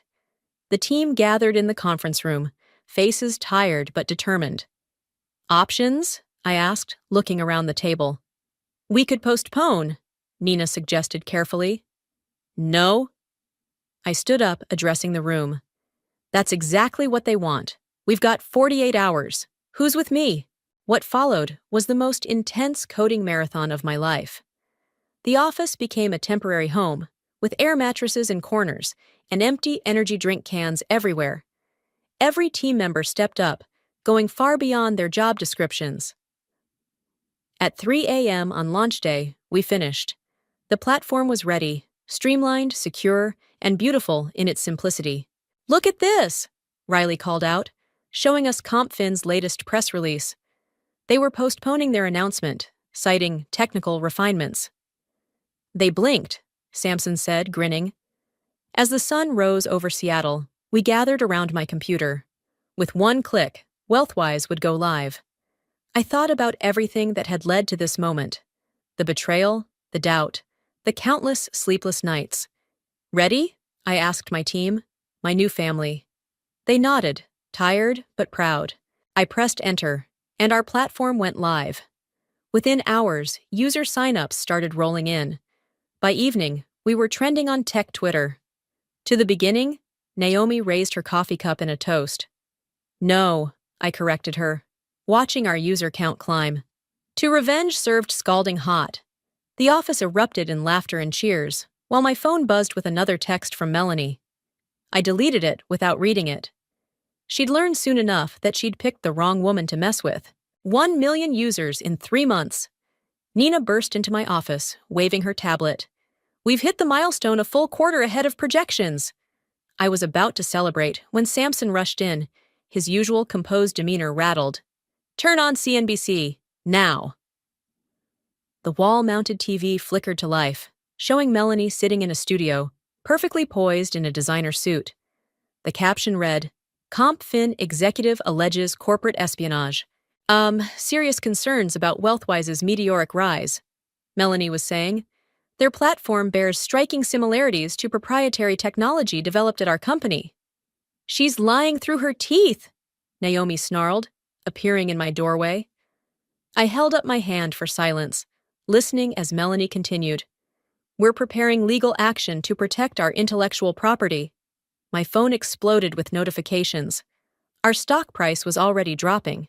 Get me everything we have on the original Wealthwise proposal, I told Naomi. Every email, every timestamp, every signature. Already on it. She disappeared down the hall. Riley burst in next. Social media is blowing up. We need to respond. No, Samson interjected. Any response right now looks defensive. We need something bigger. I stood up, my mind racing. Nina, call that reporter from Tech Weekly who's been begging for an exclusive. Tell her she's got her story, but we do it live today. Liv? Are you sure? Nina was already dialing. Absolutely. Melanie wants to play dirty? Let's see how she handles the truth under studio lights. 2 hours later, I sat in a different studio, facing Sarah from Tech Weekly.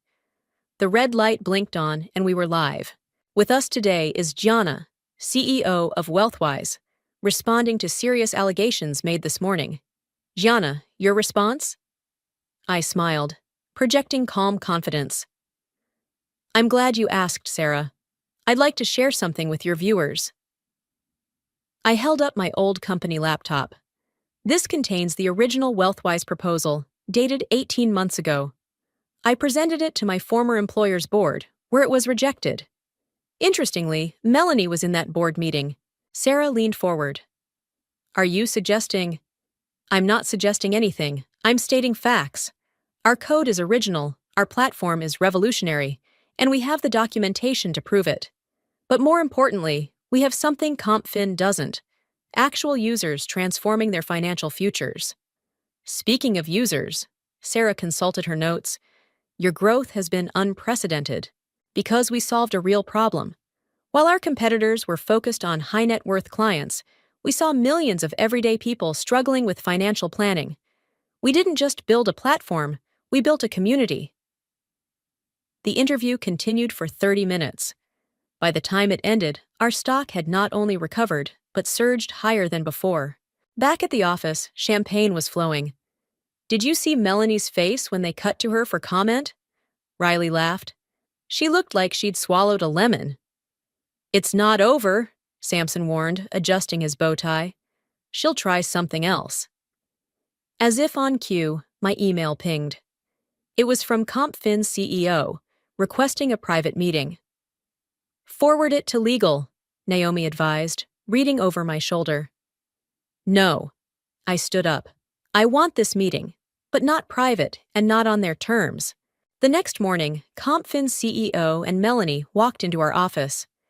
I received them in our glass-walled conference room, deliberately visible to my entire team. Impressive space, the CEO commented, looking around. Thank you. We believe in transparency here. I gestured to the seats. Unlike some companies. Melanie's perfectly manicured nails dug into her designer handbag. We came to discuss a settlement. A settlement? I raised an eyebrow. For what? Your false allegations? Your attempted server breach? Or perhaps for stealing my original concept? The CEO shifted uncomfortably. We prefer to handle this quietly. Like you handled the CNBC interview? I opened my laptop, turning it to face them. Here's what's going to happen. You're going to publicly retract your allegations, and Melanie is going to resign. Or what? Melanie snapped. Or I release the email chain showing you downloaded my original proposal the day before you joined CompFin. The timestamps are quite interesting. The color drained from Melanie's face. The CEO turned to her sharply. You said there was no paper trail. There's always a paper trail, I said softly. The question is, how much damage do you want your company to sustain? 20 minutes later, they left. Within hours, CompFin issued a retraction. By evening, Melanie's resignation was announced. That was masterful, Samson said as we watched the news coverage. No, I corrected him, thinking of Holden, of all the people who'd underestimated me. That was just the warm-up. Looking out at my team celebrating, I felt a fierce pride. We weren't just building a company, we were building a legacy. And anyone who tried to stand in our way would learn just how expensive that mistake could be. $5 billion. The number hung in the air of our conference room like smoke. That's our final offer. I studied the man across the table. Marcus, CEO of Global Financial Solutions, one of the largest financial technology companies in the world. His reputation for aggressive acquisitions preceded him. It's a generous offer, Samson admitted, bow tie perfectly straight as he reviewed the terms. Generous? Marcus smiled. It's unprecedented for a company your age. Full retention of your team, autonomy over product development, and you, Gianna, would join our board of directors. I glanced at Naomi, catching the slight shake of her head. Something felt off. We'll need time to review the proposal, I said, standing up to end the meeting. Of course. Marcus gathered his papers. But don't take too long. Offers like this have expiration dates. After he left, My team erupted into chaos. $5 billion! Nina exclaimed. Do you know what that means for everyone's stock options? It means we'd all be set for life, Riley added, but her expression was worried. Though the timing seems suspicious, Naomi finished. Right after we crushed CompFin's allegations and their stock tanked. My phone buzzed. A text from an unknown number. Heard about the offer. We should talk. H. My blood ran cold. Holden. Gianna? Samson touched my arm. You okay? I showed him the text. His eyes narrowed. Think there's a connection? Only one way to find out. I turned to Naomi. Can you dig into Global Financial's recent acquisitions and their board members? Already on it. She was typing furiously. Give me an hour. That hour turned into a late-night strategy session. Nina ordered pizza, while Naomi projected her findings onto the wall. Look at this, she pointed to a chart. Global Financial has acquired 6 companies in the past year. All of them were dismantled within months, their technology absorbed into existing products. So much for autonomy, Riley muttered. But here's the interesting part. Naomi pulled up another screen. 3 weeks ago, they added a new board member, Robert Sterling, managing partner at Sterling Investment Group. Holden's firm, I whispered. Bingo! Naomi crossed her arms. Want to bet who brought this deal to Marcus's attention? My phone buzzed again. Holden. Don't be stupid, Gianna. Take the deal. He's trying to profit from your success, Samson said, reading over my shoulder. After everything he did. I stood up abruptly, walking to the window. Seattle's lights twinkled below, reminding me of that night I decided to start over. Nina, I called out. What's our current user growth rate? Doubling every month. We're projected to hit 10 million users by quarter's end. And our revenue? Exceeding projections by 40%. I turned back to my team. So why sell? Why now, when we're just getting started? 5 billion reasons, Riley said softly. No. I shook my head. 5 billion reasons to quit, to let Holden win, to prove we're just another startup that got lucky. Samson adjusted his bow tie, a smile playing at his lips. What are you thinking? I'm thinking it's time to show them what we're really worth. I grabbed a marker and approached the whiteboard. Nina, call that reporter from Tech Weekly again. Naomi, get me everything you can on Global Financial's acquisition history, especially the companies they dismantled. What's the play? Riley asked, already pulling out her notebook. They want to buy us? Fine. But we're going to make them work for it. I started writing on the board. First, we leak the offer to the press, but frame it as an hostile attempt to shut down a competitor. That'll drive our stock price up. Samson nodded approvingly. Then we announce our international expansion plans, the ones we've been keeping under wraps. Nina's eyes widened. The European partnership? And the Asian market rollout, I confirmed. By the time we're done, 5 billion will look like pocket change. My phone buzzed one more time. Holden again. Don't let pride cloud your judgment. You know you need this deal. I picked up my phone and finally replied, You're right, I do need this deal, to show you exactly what you walked away from. Then I addressed my team. Tomorrow, we go to war. Not just for our company, but for every person who's ever been underestimated, undermined, or cast aside. Who's with me? The room erupted in determined cheers. As everyone broke into task forces, Samson approached me. You know they'll fight back, he warned. Good. I smiled, thinking of Holden's smug face when he left me. I'm counting on it, because this time, I'm not the one who's going to end up looking pathetic. The city lights seemed brighter now, reflecting the fire in my eyes. Global Financial and Holden were about to learn an expensive lesson. Never try to buy what you couldn't break. The restaurant hostess led me to a private dining room where Holden was already waiting. He stood as I entered, looking exactly as I remembered. Expensive suit, perfectly styled hair, practiced smile. But this time, I felt nothing. Gianna, he said, moving to pull out my chair. You look... Save it. I sat down before he could reach me. You wanted to talk, so talk. He settled across from me, straightening his tie.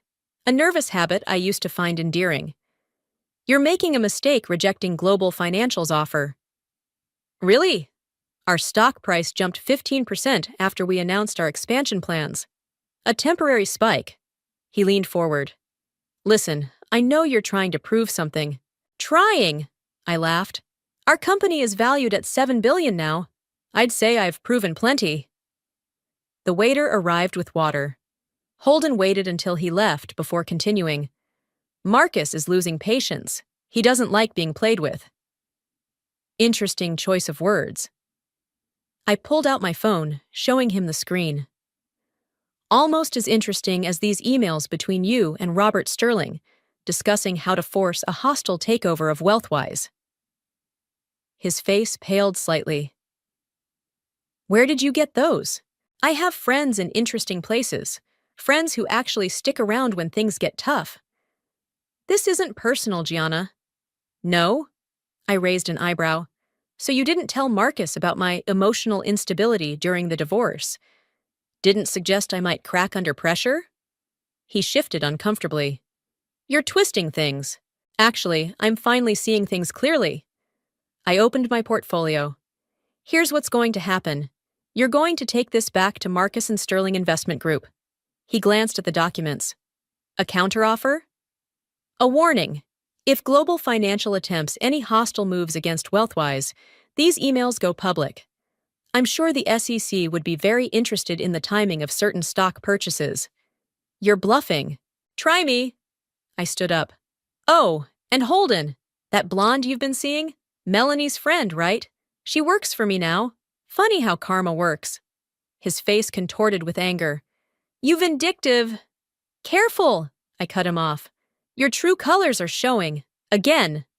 I walked out, leaving him with the bill and the documents.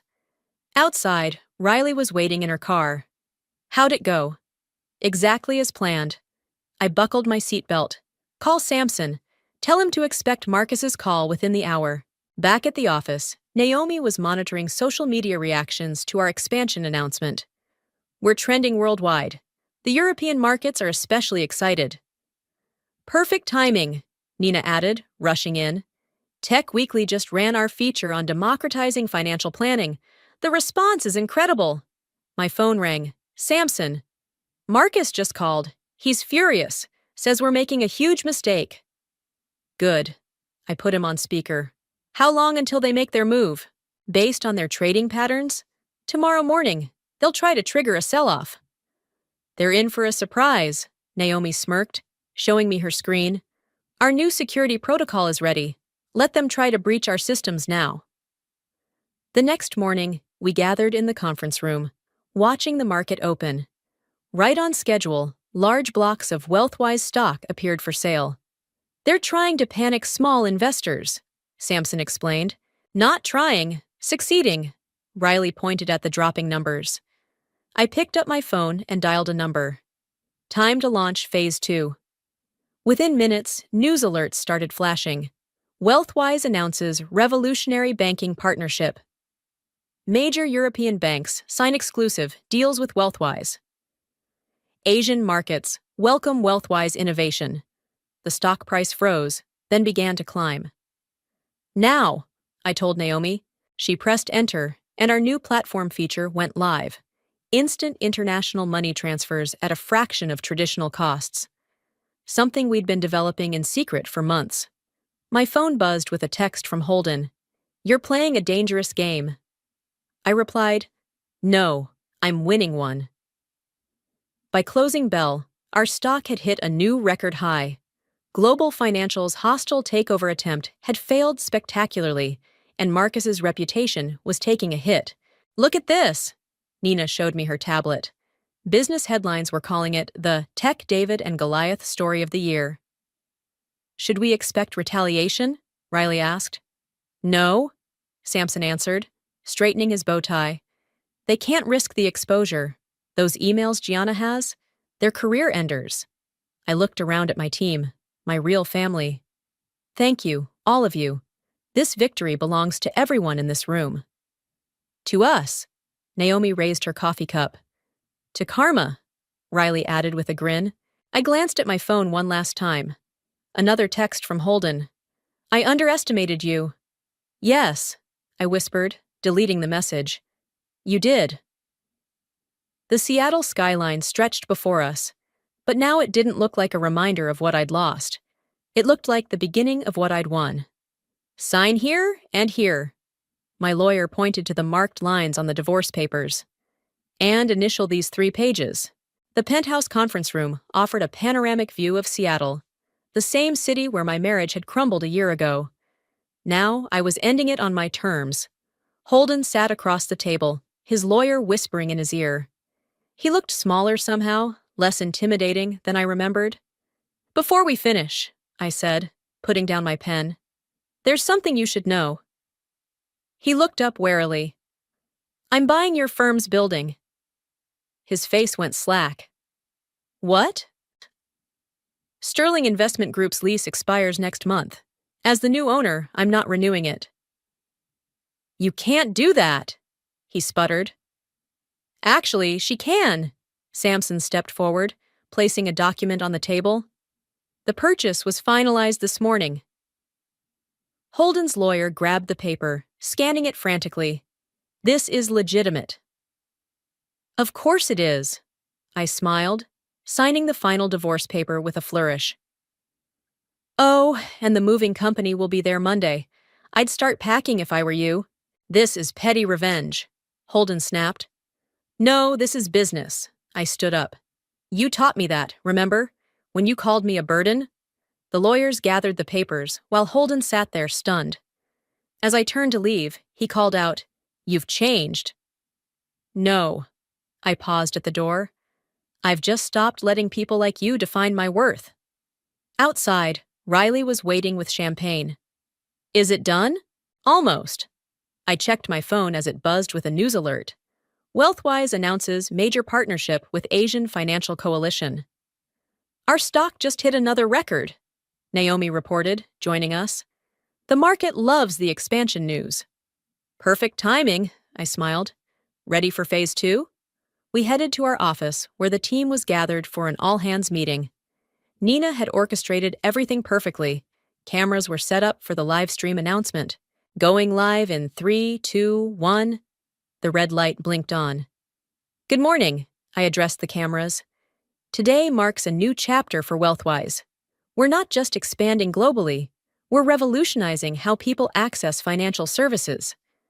I nodded to Naomi, who launched the presentation behind me, introducing Wealthwise Foundation, a non-profit organization dedicated to providing financial education and resources to underserved communities. We're pledging $1 billion over 5 years to help those who've been ignored by traditional financial institutions. Social media exploded. Our PR team's screens lit up with notifications. And that's not all, I continued. We're also announcing our acquisition of Sterling Investment Group's former headquarters, which will become the Wealthwise Innovation Center, offering free financial literacy programs to the public. The office erupted in applause as I ended the live stream. Sampson approached, grinning.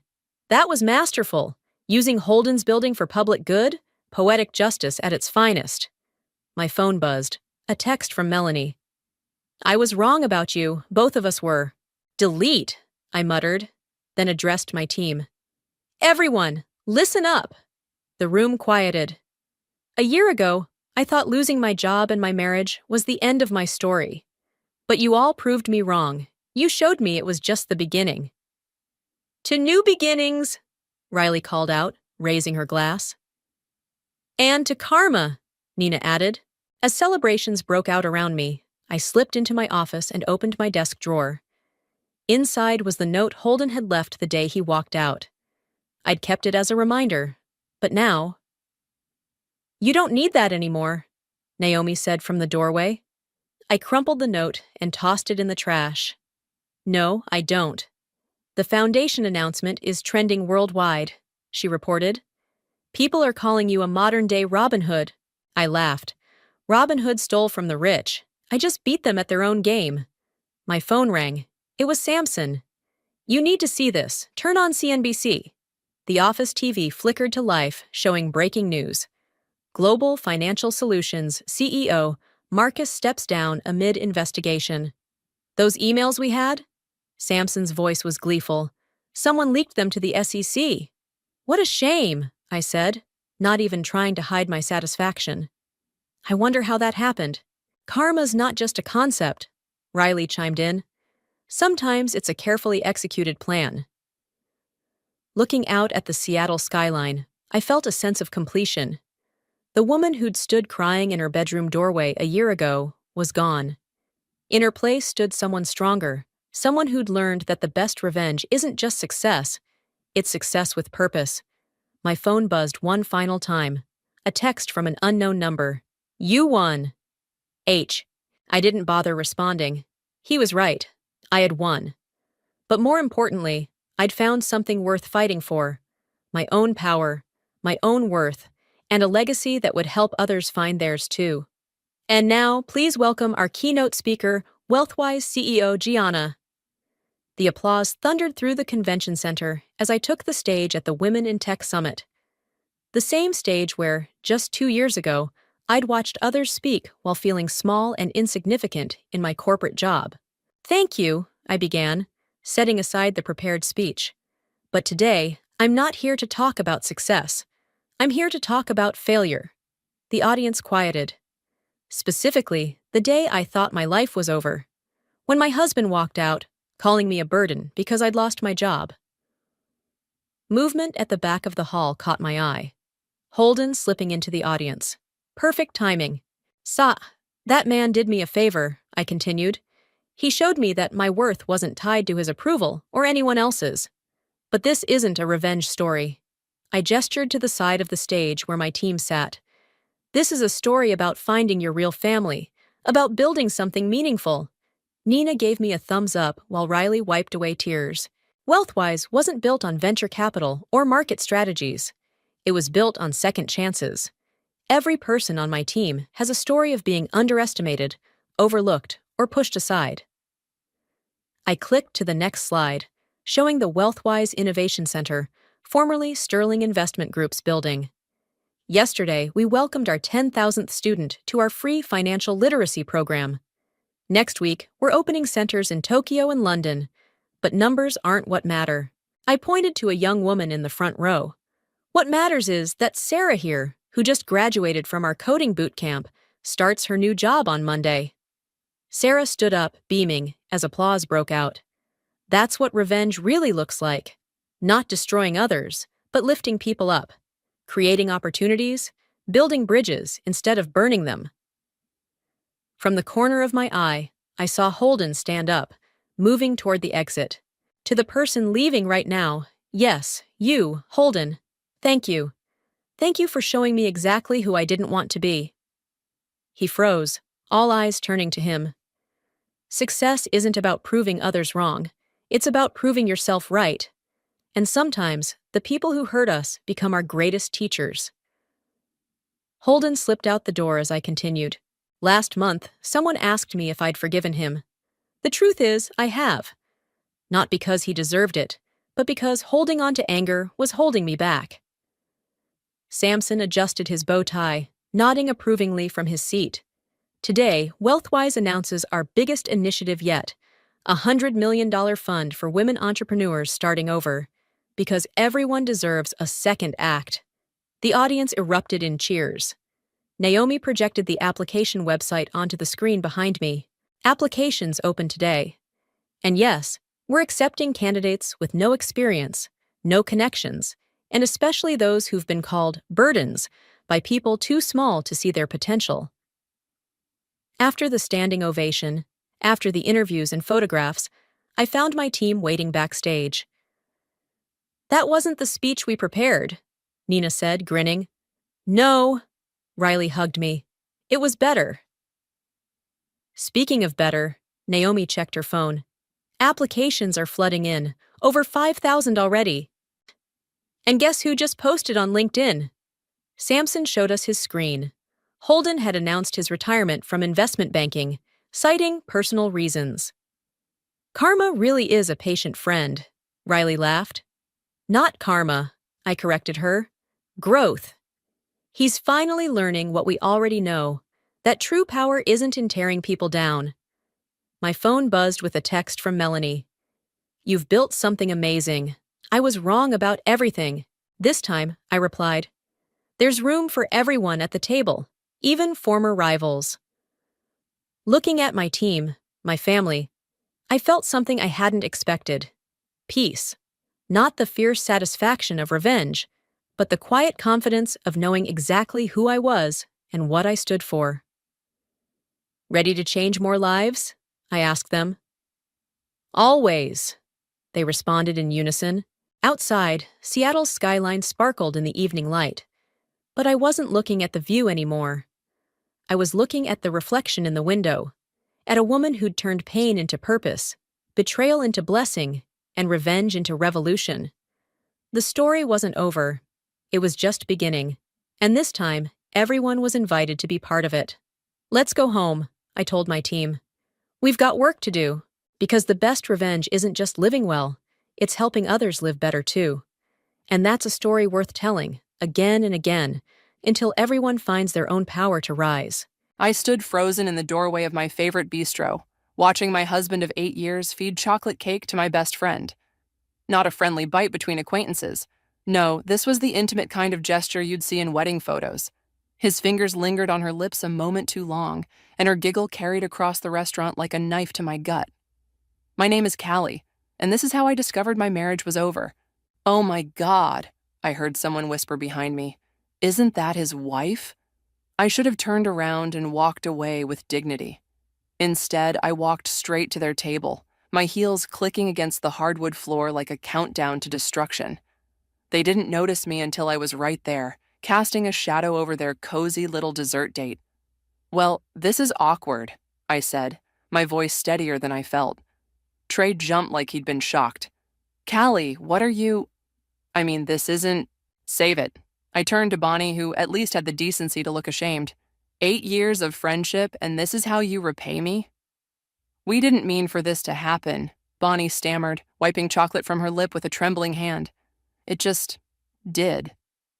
Things just happen? Like gravity? Like weather? I picked up their wine bottle, the same expensive brand Trey always said we couldn't afford, and poured myself a glass. Fascinating. Honey, let's not make a scene, Trey said, reaching for my arm. I jerked away from his touch. A scene? You mean like the scene you two have been making behind my back? How long has this been going on? The silence that followed told me everything I needed to know. Callie, Bonnie started, we were going to tell you...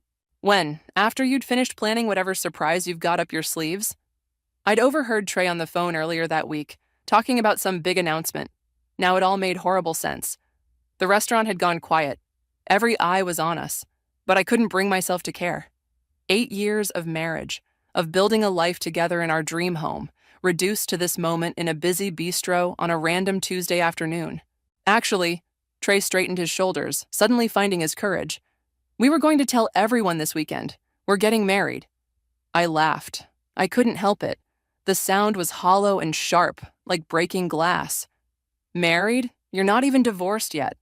The papers are being filed tomorrow, he said, as if that made everything okay. We wanted to do this right. Right? The wine glass shook in my hand. Like sleeping with my best friend while I renovated our house was right? Like lying to my face every day was right? The house. Trey's expression hardened. About that, don't. I set the glass down before I could throw it. Don't you dare talk about our house right now. Bonnie reached for my hand. We can all be adults about this. Maybe after some time... I pulled away so fast her fingers grasped air. You know what? Keep the cake. Keep the wine. Keep the man who apparently means so little to you that you'd help him cheat on his wife. But remember this moment, both of you, because karma has a way of coming full circle.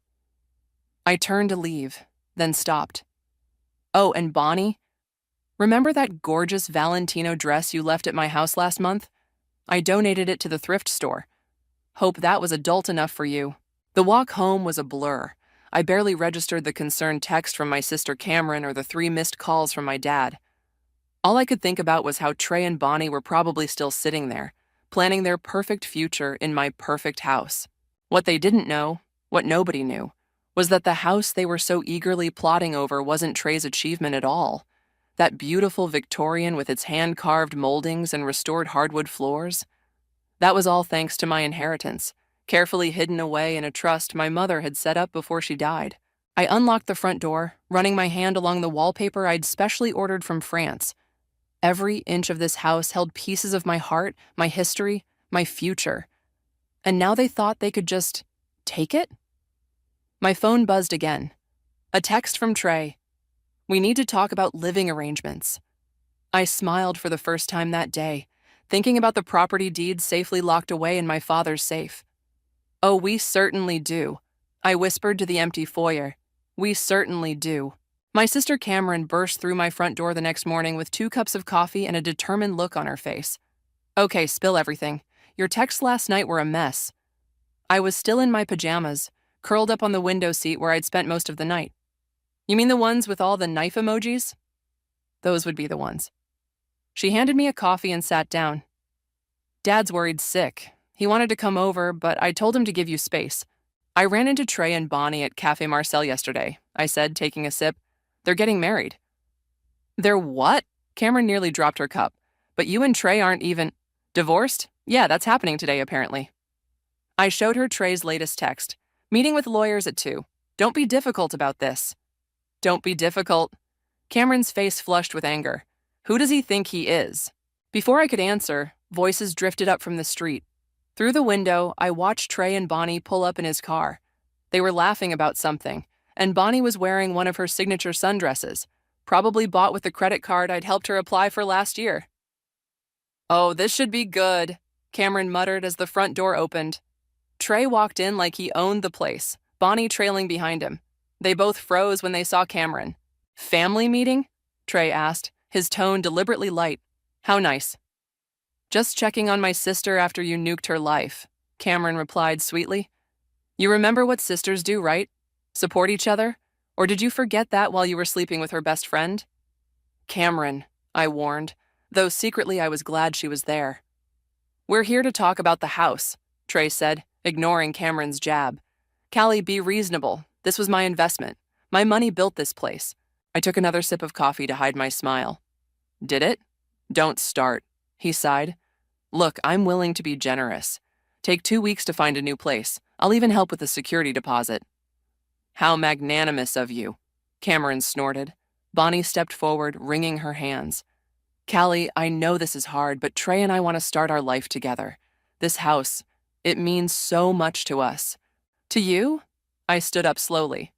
Tell me, Bonnie, which contractor did we use for the kitchen renovation? What? Or who hand-painted the ceiling medallion in the dining room? Or why we chose that specific shade of blue for the library? That's not important, Trey cut in. Actually, it is.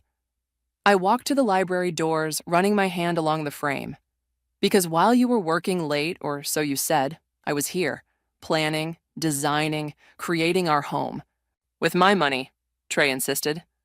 I heard movement by the front door and glanced over to see my father standing there, holding a familiar manila envelope. Perfect timing. Dad? Trey's confidence wavered slightly. What are you doing here? Supporting my daughter, Dad said, walking over to hand me the envelope. Like family should. What's that? Bonnie asked, eyeing the envelope. I pulled out the property deed and held it up. Just some paperwork about the house. You seem very interested in investments, Trey. Want to see something fascinating? His face paled as he scanned the document. This can't be right. Oh, but it is, I smiled, feeling stronger with every word. You see, while you were busy taking credit for our beautiful home, you never actually bothered to read the paperwork. The house was purchased through a trust, my trust, set up by my mother before she died. You're lying, he whispered. Meeting with lawyers at 2, right? I checked my watch. Perfect. We can discuss the eviction notice I'm filing, against you. Bonnie grabbed Trey's arm. What is she talking about? She's bluffing, he said, but his voice shook. Am I? I walked to the front door and held it open. I guess we'll find out at 2. Don't be difficult about this, Trey. They left in stunned silence, Bonnie shooting worried glances over her shoulder. As soon as the door closed, Cameron burst out laughing. Did you see their faces? She hugged me tight. That was beautiful. Dad squeezed my shoulder. Your mother would be proud, sweetheart. She always said that house would be your sanctuary. I looked around at my home, truly mine, and felt something shift inside me. The pain was still there, but now it was mixed with something else, something like justice. So, Cameron grinned. What's next? I pulled out my phone and dialed a number. Hi, Yael, it's Callie. Remember that legal advice you offered? I'm ready to take you up on it. Yael's office smelled like leather and old books, a comforting combination that reminded me of afternoons spent in my mother's study. She sat across from me, reading through the trust documents with careful attention. Your mother was brilliant, Yael said, looking up from the papers. This trust is ironclad. She thought of everything. I picked up the framed photo on Yael's desk. Mom and her at law school graduation. She always did. Tell me about the day you bought the house, Yael said, pulling out a legal pad. Every detail matters. It was 3 years ago. I set the photo down. Mom had been gone for 6 months. Trey and I were house hunting, and he was getting frustrated because nothing matched his executive lifestyle expectations. Cameron, who'd insisted on coming along, snorted from her seat by the window. You mean nothing matched his ego? Then we found the Victorian, I continued. It needed work, but it was perfect. Trey nearly walked away when he saw the price, but then I suggested using my savings for the down payment. And he never questioned where those savings came from? Yael asked. He was too excited about telling everyone he'd bought us a mansion. I laughed bitterly. I remember him at the closing, strutting around like he'd built the place himself. Yael made some notes. And the renovation money? All from the trust. I told him I'd gotten a great promotion at work, that I was handling the contractors and finances so he could focus on his career. I shook my head. He never even looked at a bank statement. A memory hit me suddenly. Mom sitting in her hospital bed, holding my hand. Promise me you'll keep it secret, Callie. Men like Trey, they need to feel powerful.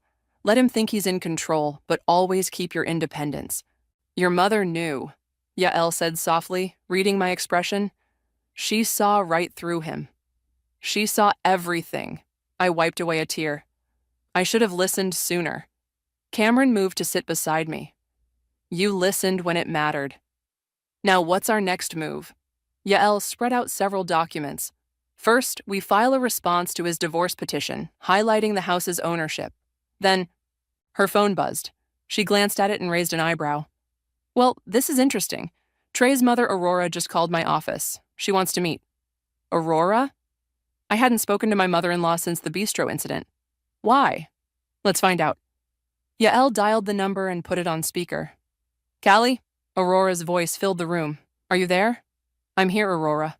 I need to tell you something. She sounded upset. Trey came to me yesterday, asking to borrow money. He said he needed it for legal fees, to fight you for the house.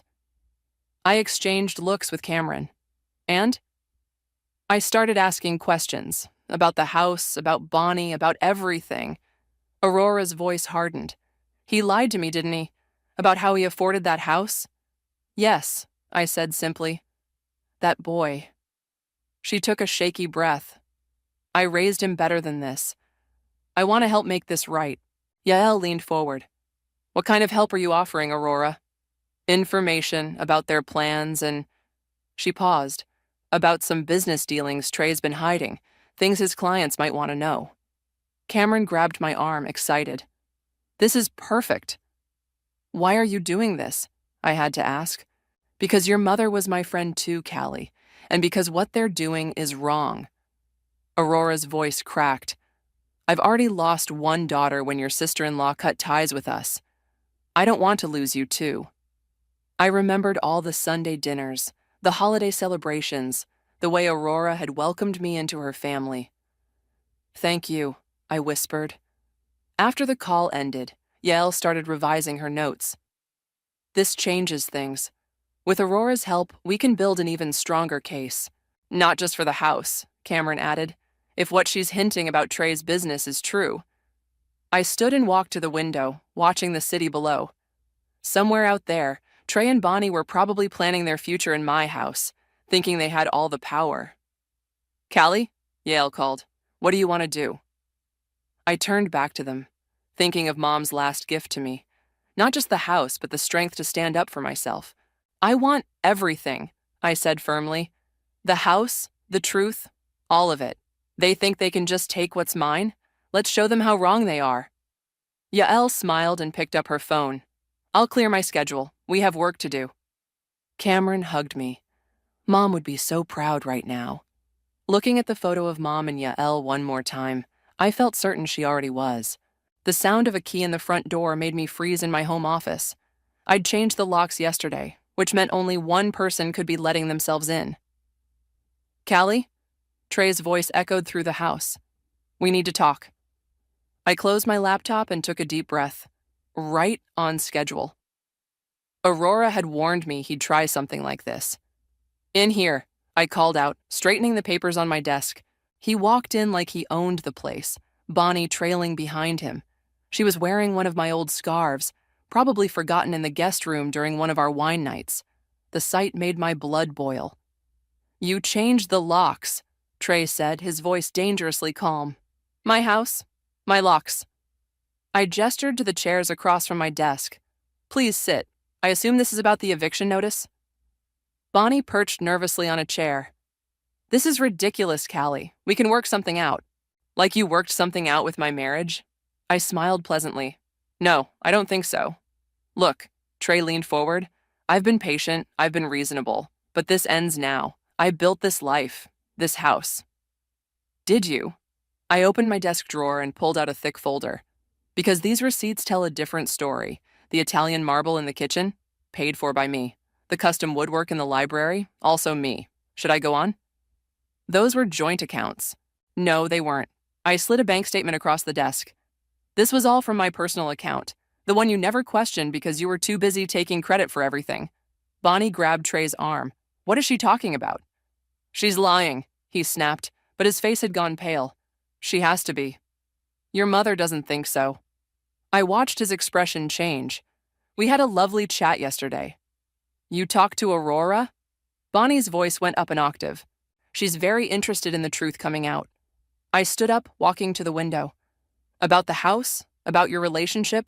About those creative accounting practices at your firm? Trey shot to his feet. You're bluffing. Am I? I turned back to face them. Ask yourself why your biggest client canceled their meeting this morning. His face went from pale to ashen. How did you know about that? Let's just say karma works in mysterious ways. I walked to the door and held it open. Now you have exactly 2 weeks to find a new place. I'd start looking if I were you. This isn't over, Trey growled, storming past me. Bonnie lingered, twisting my old scarf between her fingers. Callie, please. We used to be best friends. Used to be. I reached out and gently unwound the scarf from her neck. This looks better on me anyway. After they left, I called Cameron. It worked, just like Aurora said it would. Did he threaten you? My sister's protective instinct kicked in immediately. No, but he will. I sank into my chair. Aurora says he's meeting with his lawyer tomorrow to fight the eviction. Let him try. Cameron's smile was audible. Yael's already 3 steps ahead. Did you get the security cameras installed? This morning. I glanced at the tiny lens in the corner of the office. Everything's being recorded.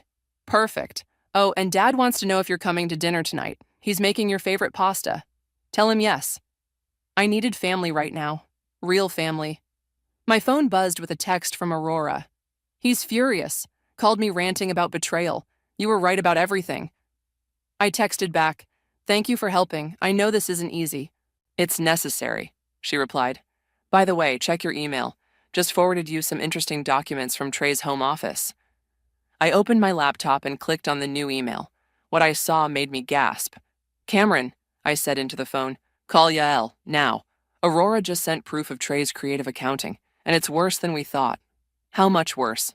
Let's just say his clients aren't the only ones he's been lying to. I scanned the documents, my hands shaking. The IRS might be very interested in this. Holy shit, Cameron whispered. This isn't just about the house anymore, is it? No. I thought about Trey's smug face, about Bonnie wearing my scarf, about all the lies and betrayals. This is about justice. Dad's going to flip when he hears this. Speaking of which, I checked the time. I need to get ready for dinner. Something tells me we'll have a lot to discuss over that pasta. As I gathered my things, I caught my reflection in the window. For the first time in weeks, I was smiling, really smiling. Mom always said the truth had a way of coming out. She just never mentioned how satisfying it would be to help it along. Dad's kitchen was filled with the aroma of garlic and basil as I laid out the documents Aurora had sent. Cameron paced behind me while Dad stirred his famous marinara sauce. Tax evasion? Dad nearly dropped his wooden spoon. Are you sure? Look at these transfers. I pointed to a series of suspicious transactions. He's been moving money between accounts, underreporting income, and there's evidence of kickbacks from contractors. While claiming he paid for the house renovations, Cameron added, which we now know came from Callie's trust. Dad wiped his hands on his apron and sat down. Have you shown this to Yael? She's reviewing everything now. I picked up my phone as it buzzed. Speaking of which, Callie?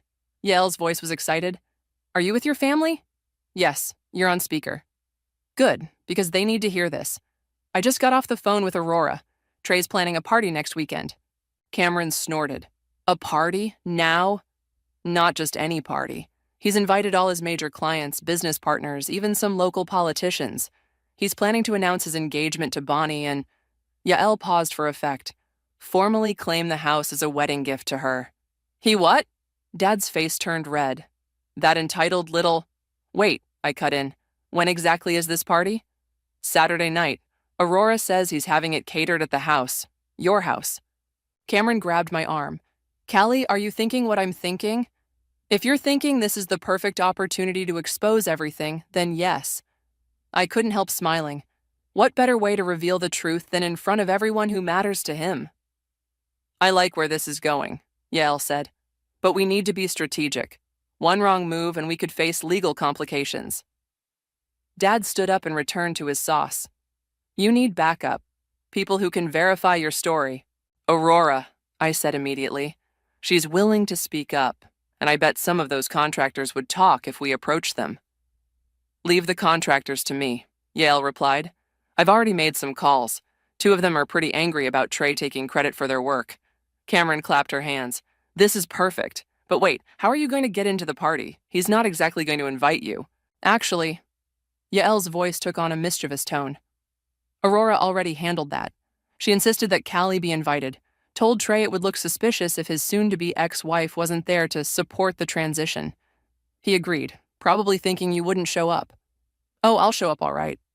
I thought about the property deed, the tax documents, the proof of my inheritance. And I'll bring receipts. Dad placed a plate of pasta in front of me. You know, your mother always said Trey would hang himself with his own rope if given enough length. Speaking of rope, Yael cut in. I just got another email from Aurora. Apparently Bonnie's been asking questions about the house's financing. She's starting to doubt Trey's stories. Good, Cameron said. Let them turn on each other. My phone buzzed with a text. It was from Bonnie. Can we talk alone, please? I showed it to Cameron, who immediately shook her head. It's a trap. Or an opportunity, Dad suggested, to see what she knows. Meet with her, Yael advised, but in public and wear that recording device I gave you. We might get something useful. I typed back, tomorrow, noon, the cafe on Main Street. Bonnie's response was immediate. Thank you, there's something you need to know.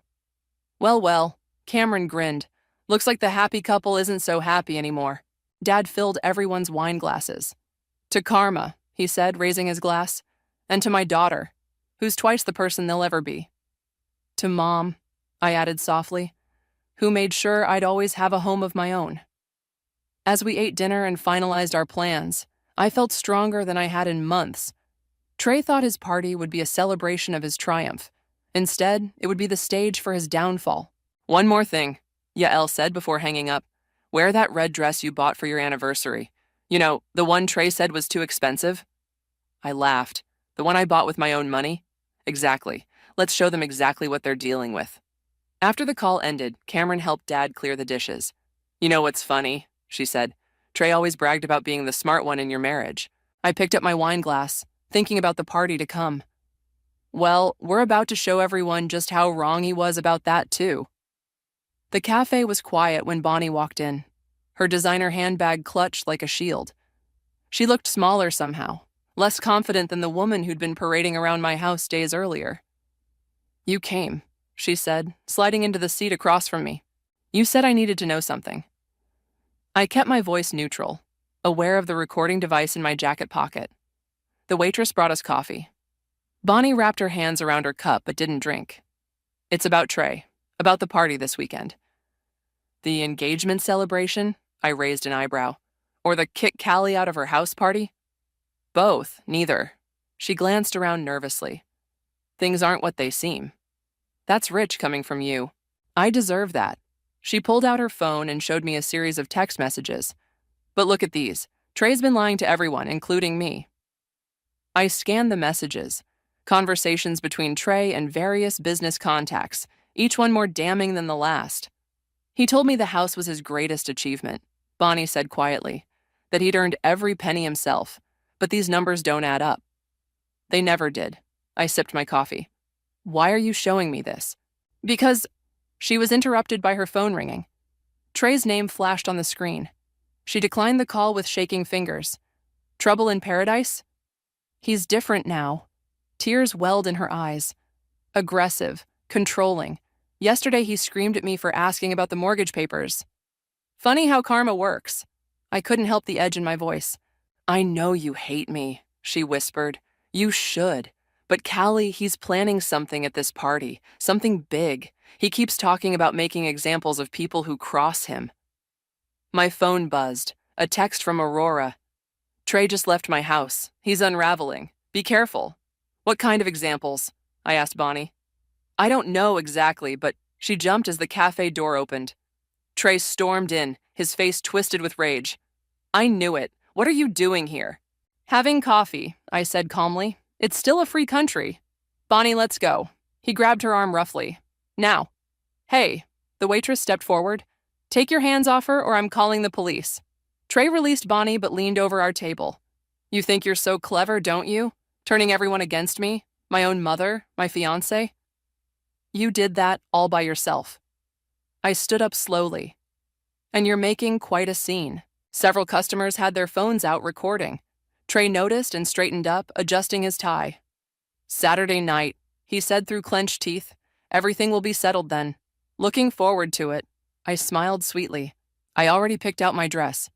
He practically dragged Bonnie out of the cafe. Through the window, I watched him gesturing angrily as they got into his car. My phone rang. Cameron.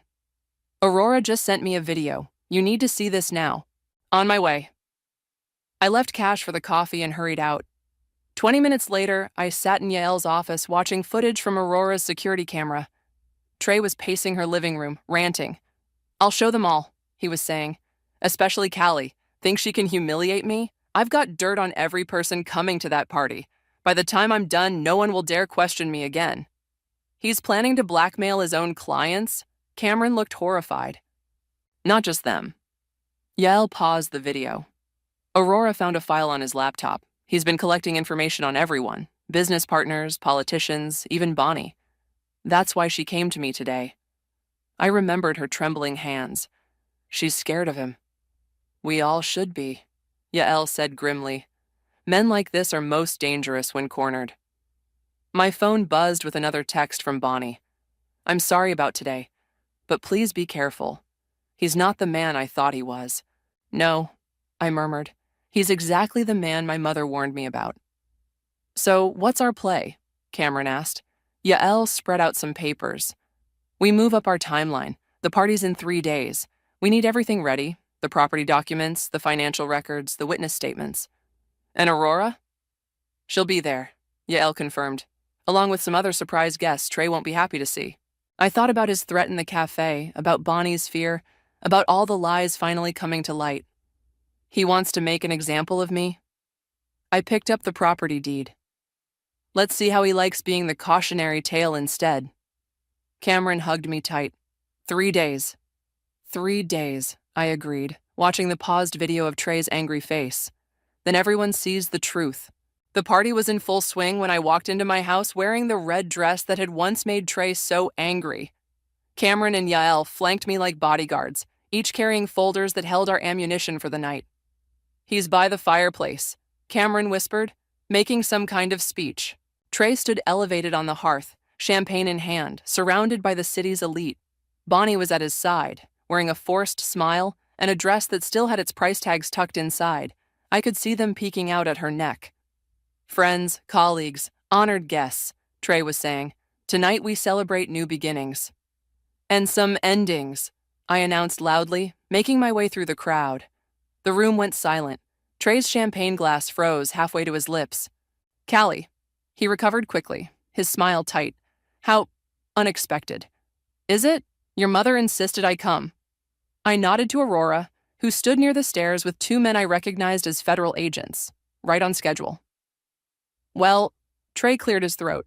Since you're here, you can help me make our big announcement. Oh, I have an announcement of my own. I moved to the center of the room. About this house, actually, and about truth. This isn't the time, he snapped, reaching for Bonnie's hand. She pulled away. It's exactly the time. I opened the first folder. Everyone here thinks they know the story of this house, the successful businessman who built his dream home. But that's not quite accurate, is it, Trey? Murmurs rippled through the crowd. I saw several of his business partners exchange glances. In fact, I continued, this house was bought and renovated entirely through my inheritance. Every marble tile, every wooden beam, every crystal chandelier, paid for by my mother's trust fund. She's lying, Trey sputtered, but Aurora stepped forward. No, she's not. My mother-in-law's voice rang clear. I have all the proof right here. Bank statements, contracts, everything. One of Trey's biggest clients, a developer named Marcus, pushed through the crowd. Is this true? You told me you financed this yourself. And that's not all he lied about. Yael spoke up, opening another folder. Mr. Marcus, would you like to see where your investment capital really went? Don't, Trey warned, but it was too late. The federal agents moved forward as Yael began distributing documents. Tax fraud, embezzlement, kickback schemes, all documented right here. This is ridiculous. Trey jumped down from the hearth. Bonnie, tell them. But Bonnie had moved to stand beside Aurora. I can't lie anymore, Trey. I saw the proof myself. The room erupted in chaos. Business partners demanded explanations. Political connections quickly headed for the exits. Marcus was already on his phone, presumably calling his lawyers. You planned this, Trey growled, advancing toward me. You vindictive... Step back, Cameron warned, but Trey kept coming. You think you can humiliate me in my own house? My house, I corrected, and you did this to yourself. He lunged forward, but the federal agents were faster.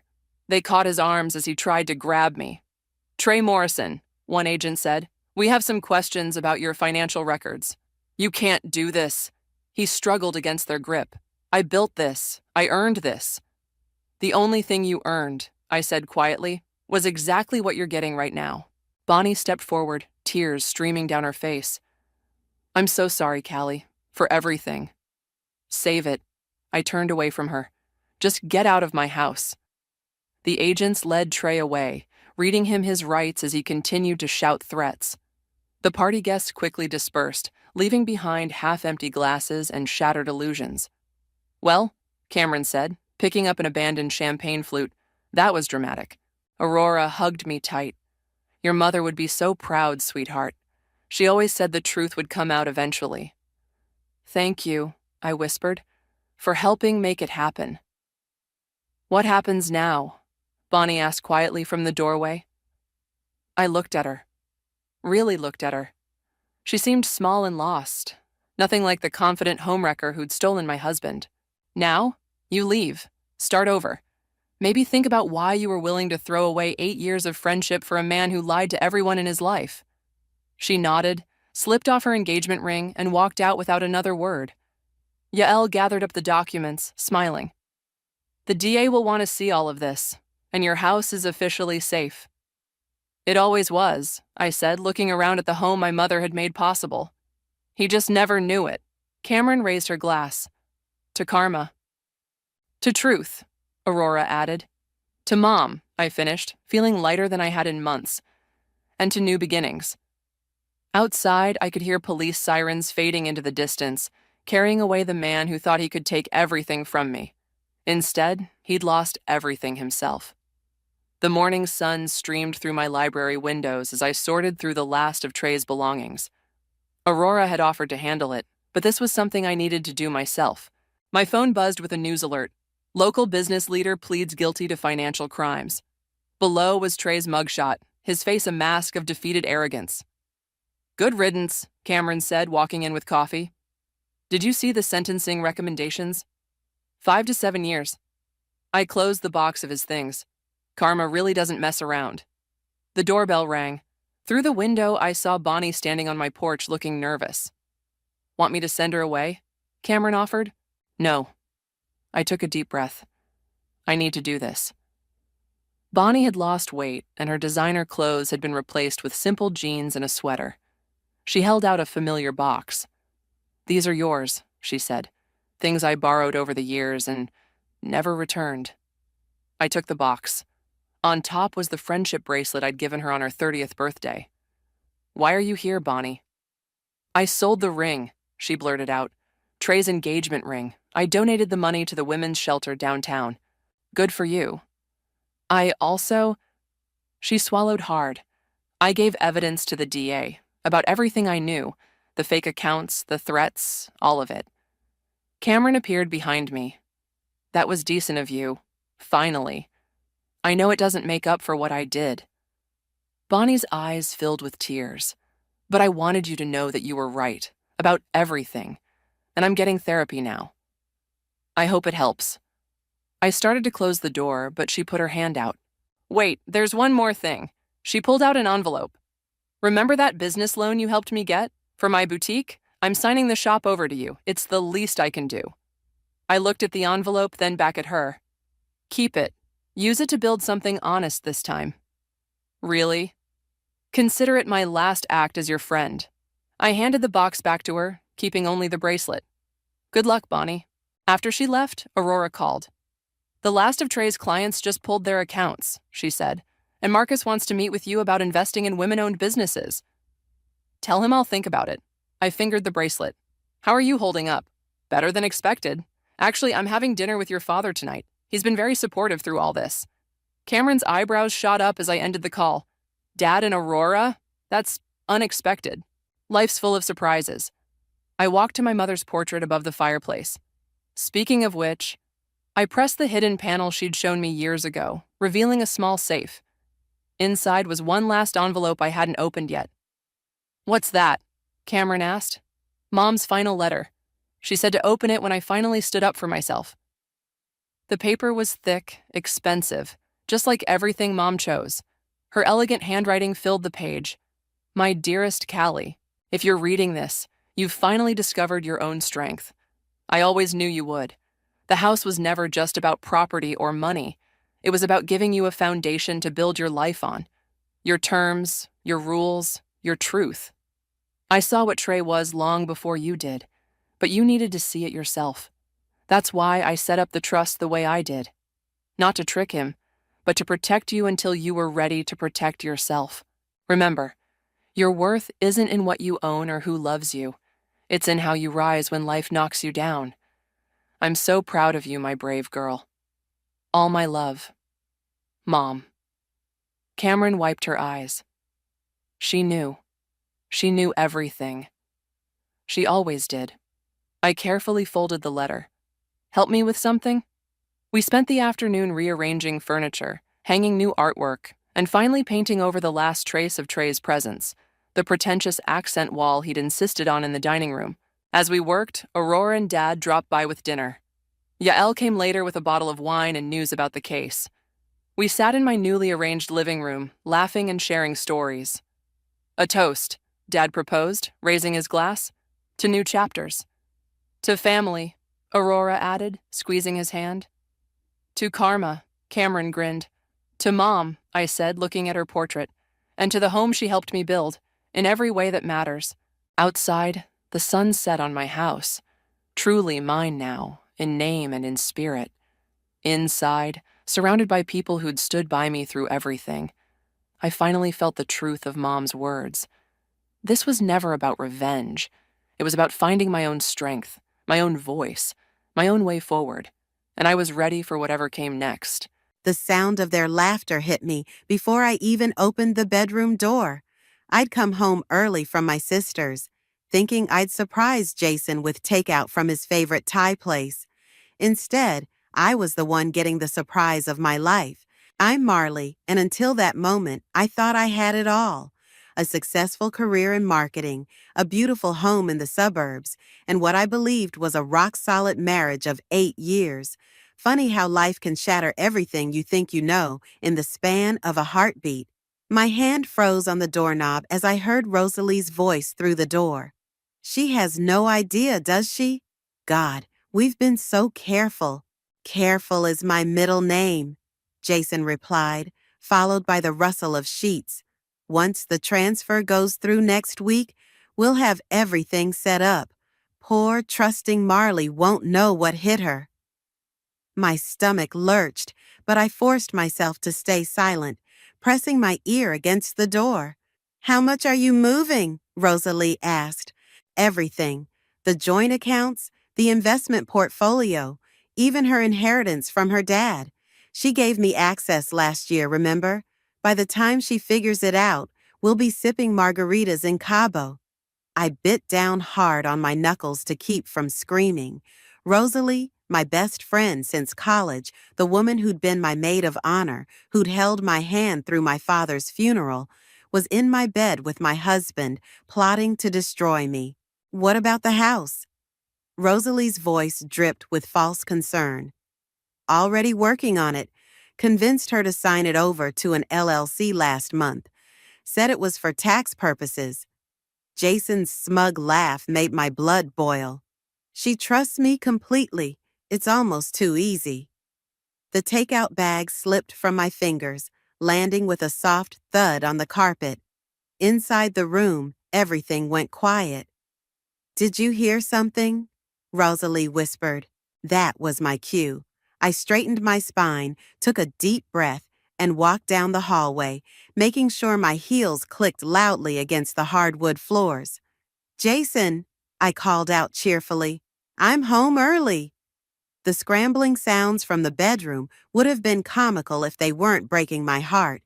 I counted to 30, giving them time to dress, before walking back to the bedroom door and pushing it open. There they stood, Jason buttoning his shirt, Rosalie smoothing her hair. Our bed, the bed we'd picked out together at that cute boutique in Portland, was a rumpled mess. Marley, Rosalie's face was flushed. I just stopped by to drop off those contracts you wanted to review. I smiled, amazed at how steady my voice was. Really? Where are they? She glanced at Jason, panic flickering across her face. They're downstairs, Jason cut in smoothly, walking over to kiss my cheek. I fought the urge to recoil. How's Tessa doing? Oh, you know my sister, I said lightly, meeting his eyes. Always full of drama, but she gave me some interesting perspective today. Yeah? Jason's confidence wavered slightly. She reminded me that sometimes the people closest to us aren't who they seem. I turned to Rosalie. Isn't that right, bestie? Rosalie's face went pale. I should go. Lots of work to catch up on. I watched her grab her purse and practically run from the room, Jason's eyes following her every move. The moment we heard the front door close, he turned to me with that charming smile that used to make my knees weak. Want to order in tonight? I'm thinking Thai. I looked at the floor where my dropped takeout bag still sat, already covered, though I seemed to have lost my appetite. Everything okay? He reached for me, but I stepped back. Just tired. Think I'll take a shower and turn in early. I forced another smile. By the way, did you handle that transfer we talked about? For the investment account? Not yet, he said quickly. Been swamped at work. I nodded, watching him lie to my face. No rush. We have all the time in the world. As I walked to the bathroom, my mind was already racing. They thought I was stupid, naive, trusting Marley. They had no idea what was coming. I caught my reflection in the mirror, calm, collected, already plotting. They wanted to play games? Fine. But they were about to learn that I wrote the rule book.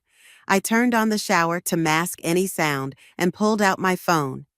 Tessa, remember that conversation we had about karma? I'm going to need your help with something. You're sure about this? Tessa whispered as we sat in her home office, hunched over her laptop. It was 7 a.m. and I'd made up an excuse about an early morning yoga class to Jason. Look at these emails. I pointed to the screen, my hand shaking slightly. They've been planning this for months. After discovering their betrayal 3 days ago, I'd been methodically gathering evidence. Jason's password had been our wedding date. So much for careful. His email account was a gold mine of deceit. That bastard, Tessa muttered, scrolling through messages between Jason and Rosalie. They were planning to leave next Thursday and take everything? Everything except what they don't know about. I pulled out my father's old leather journal. Dad always said to keep something for a rainy day. The account he left me in Switzerland? Jason has no idea it exists. The doorbell rang, making us both jump. Tessa checked her security camera feed. It's Aaron, I nodded. Jason's brother had reached out yesterday, saying he needed to talk. When he walked in, his face was grim. Marley, I can't keep quiet anymore. Aaron ran his hands through his hair. Jason's been sleeping with Rosalie? I finished for him, planning to clean out our accounts. Aaron's jaw dropped. You know? Caught them in the act 3 days ago. I kept my voice steady. How long have you known? 2 months. He couldn't meet my eyes. I confronted him, told him to come clean. He swore he would, but then I saw them at the marina last weekend, looking at boats. Expensive boats. Tessa handed him a coffee. The marina? That's new information. I pulled out my phone, making notes. Aaron, I need to know everything, every detail you can remember. For the next hour, Aaron spilled everything he knew. The offshore accounts, the fake business Jason had set up, the property he'd bought in Rosalie's name, using our money. There's more, Aaron said quietly. Remember that charity gala you couldn't attend last month because you were sick? My stomach clenched. I had food poisoning. Could barely leave the bathroom. It wasn't food poisoning. I overheard them. They put something in your dinner that night. They needed you out of the way so they could meet with some lawyer. The coffee cup in my hand crashed to the floor. Tessa swore, jumping up to grab paper towels. They poisoned me? My voice came out as a whisper. Aaron reached for my hand. I should have told you sooner. I'm so sorry, Marley. I stood up, walking to Tessa's window. Outside, children were riding bikes, neighbors walking dogs. Normal life continuing while mine was in pieces. I need access to everything you have, I said, turning back to Aaron. Bank statements, property records, anything you can get your hands on. Already on it. He pulled out a USB drive, downloaded these from his computer last night. He was too drunk at dinner to notice me slip away. Tessa plugged in the drive, and we spent the next hour documenting everything. By the time we finished, I had enough evidence to bury them both. What's your next move? Tessa asked. I checked my phone. 3 texts from Jason asking about dinner plans. One from Rosalie suggesting a girls' lunch tomorrow. First, I'm going to move everything I can to secure accounts. Then, I smiled, but there was no warmth in it. I'm going to play their game better than they ever could. I'm calling Mom, Tessa declared, already dialing. You need her lawyer friend's number. No, not yet. I held up my hand. They can't suspect anything. I need to be the same trusting, naive Marley they think I am. For now. My phone buzzed again. Jason. Missing you, babe. Early meeting tomorrow, but can't wait to see you tonight. Love you. I typed back, miss you too, making your favorite dinner. Aaron watched me, concern etched on his face. You're scary good at that. I learned from the best, didn't I? I showed them my banking app. Watch this. With a few taps, I transferred a significant sum from our joint account to a new one I'd set up yesterday.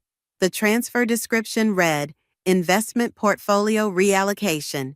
exactly what Jason had been doing for weeks. He's been moving money in small amounts, I explained. Now I'm doing the same.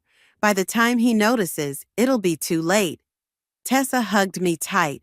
What do you need from us? I looked at my sister and my soon-to-be ex-brother-in-law, feeling stronger than I had in days. Just be ready, the show's about to begin. As I drove home, I started planning dinner, Jason's favorite lasagna. He'd never suspect that while he was savoring every bite, I'd be systematically dismantling the life he'd planned with my best friend. Karma, after all, was best served with a side of garlic bread. Babe, have you seen the statement from our investment account? Jason called from his home office. I smiled into my coffee cup, counting down in my head. 3, 2, 1. Is something wrong? I asked, walking in with the perfect mix of concern and innocence on my face. There's a large transfer here. He frowned at his screen. Did you move some money around? I perched on his desk, letting my hand rest on his shoulder. Oh, that. Remember that financial advisor you mentioned? The one Rosalie recommended? I finally took her advice and set up a meeting. Jason's face went pale. You what? I thought you'd be proud of me, taking initiative with our finances. I pulled up the advisor's website on my phone. Mr. Thompson had some amazing ideas about portfolio diversification. You should have discussed this with me first, Jason said, his voice tight with barely controlled panic. But you're always saying I should be more involved in our finances. I kissed his cheek, feeling him tense. Don't worry, I followed your example. You know, those transfers you've been making to that new account? He knocked over his coffee mug, dark liquid spreading across his desk. What transfers? The ones to the LLC? I saw them on our statement and figured that was your strategy. I started dabbing at the spill with tissues. Is everything okay? You look worried. Everything's fine, he managed, reaching for his phone. I have a meeting to get to. As soon as he left, I called Tessa. He took the bait. $10 says he's calling Rosalie right now. Make it 20, she laughed. Erin's watching her house. Says she just ran out to her car like her hair's on fire. I checked my watch. Perfect timing. The mover should be at the storage unit in 30 minutes. I'd spent the past week secretly moving our most valuable possessions, artwork, jewelry, family heirlooms, into a secure storage facility. Each piece carefully documented and photographed. Let them try to claim I was hiding assets. I had receipts for everything. My phone buzzed with a text from Rosalie. Lunch today? Need to talk about something important. Can't today, I replied, meeting with the financial advisor again. He's so helpful. Thanks for the recommendation. 3 dots appeared and disappeared several times before she responded. What financial advisor? The one you told Jason about? Mr. Thompson? Did I mix something up? No, yes, that's right. Rain check on lunch? I smirked at her obvious panic. Of course, bestie. The doorbell rang, and I found Erin on my doorstep with a stack of papers. You need to see these, he said, spreading them across the kitchen counter. Found them in Jason's car this morning while he was at the gym. Property listings in Mexico, passport applications, a handwritten list of account numbers in Rosalie's writing. They're getting sloppy, I noted, photographing everything. Overconfident. There's more. Erin pulled out his phone, showing me security footage from his company's parking garage. Jason and Rosalie in a heated argument, gesturing wildly. This was 10 minutes ago. Trouble in paradise? I grinned. Send me that footage. Already did. But Marley? Erin hesitated. Be careful. When Jason feels cornered, he gets dangerous. As if on cue, my phone lit up with Jason's face. Hey, honey, coming home for lunch? Can't today, I said brightly. Having lunch with your brother. You know, discussing that business opportunity he mentioned. Silence on the other end. Aaron and I exchanged knowing looks. What business opportunity? Jason's voice was sharp. Oh, was it supposed to be a secret? Aaron mentioned some investment potential at his firm. Since I'm getting more involved in our finances, I thought, stay away from my brother. The threat in his voice was clear. Jason, what's wrong? You're scaring me. Just don't make any more financial decisions without consulting me first, okay? After hanging up, I turned to Aaron. He's starting to crack. You're enjoying this way too much, he observed. Enjoying watching the people I trusted most try to destroy me? I started gathering the papers. You bet I am. My phone buzzed again, an alert from my bank. Jason was attempting to access the account I'd transferred money to. Too bad he didn't know about the two-factor authentication I'd set up, or the fact that Mr. Thompson, the fictional financial advisor, was actually my mother's best friend's son, a forensic accountant who'd been documenting everything. Ready for phase 2? Aaron asked. I nodded, pulling out the divorce papers I'd had drawn up. Time to let them think they're winning. Call Rosalie. Tell her Jason's getting suspicious of me. Let's see how fast she throws him under the bus to save herself. As Aaron made the call, I studied my reflection in the window. The scared, trusting wife was gone. In her place stood someone stronger, someone who knew exactly how this game would end. And it wouldn't be pretty. You look like you haven't slept in days, Bowen said, sliding a coffee across his desk. As my mother's longtime friend and one of the city's top divorce attorneys, his office had become my sanctuary. That's because I haven't. I pulled out my laptop. Look what Rosalie sent me last night. The email was sickeningly sweet, warning me about suspicious activity she'd noticed in my accounts, offering to help me track down any unauthorized transactions. Bowen let out a low whistle. She's trying to cover her tracks. Classic move. That's not all. I played him the voicemail Jason had left, his voice thick with fake concern, suggesting we meet with his financial advisor to protect our assets. They're getting nervous, Bowen observed, making notes. The offshore account transfers kept bouncing back. Every single one. I couldn't help but smile. Turns out those anti-fraud measures I put in place last week are working perfectly. A knock at the door interrupted us. Tessa burst in, waving her phone. You're not going to believe this. Rosalie just called me. What did she want? To warn me about you. Tessa's voice dripped with sarcasm.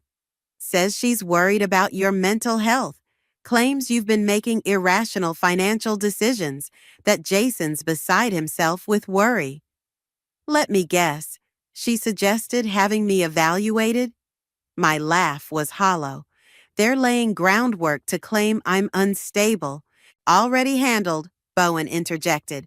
I had you undergo a psychological evaluation last week, remember? You're officially documented as being of completely sound mind. My phone buzzed. Another text from Jason. We need to talk about these transfers. Coming home early today. Perfect timing, I muttered, showing them the message. Ready to put on a show? 2 hours later, I was in our kitchen when Jason walked in. Right on cue, Rosalie was with him.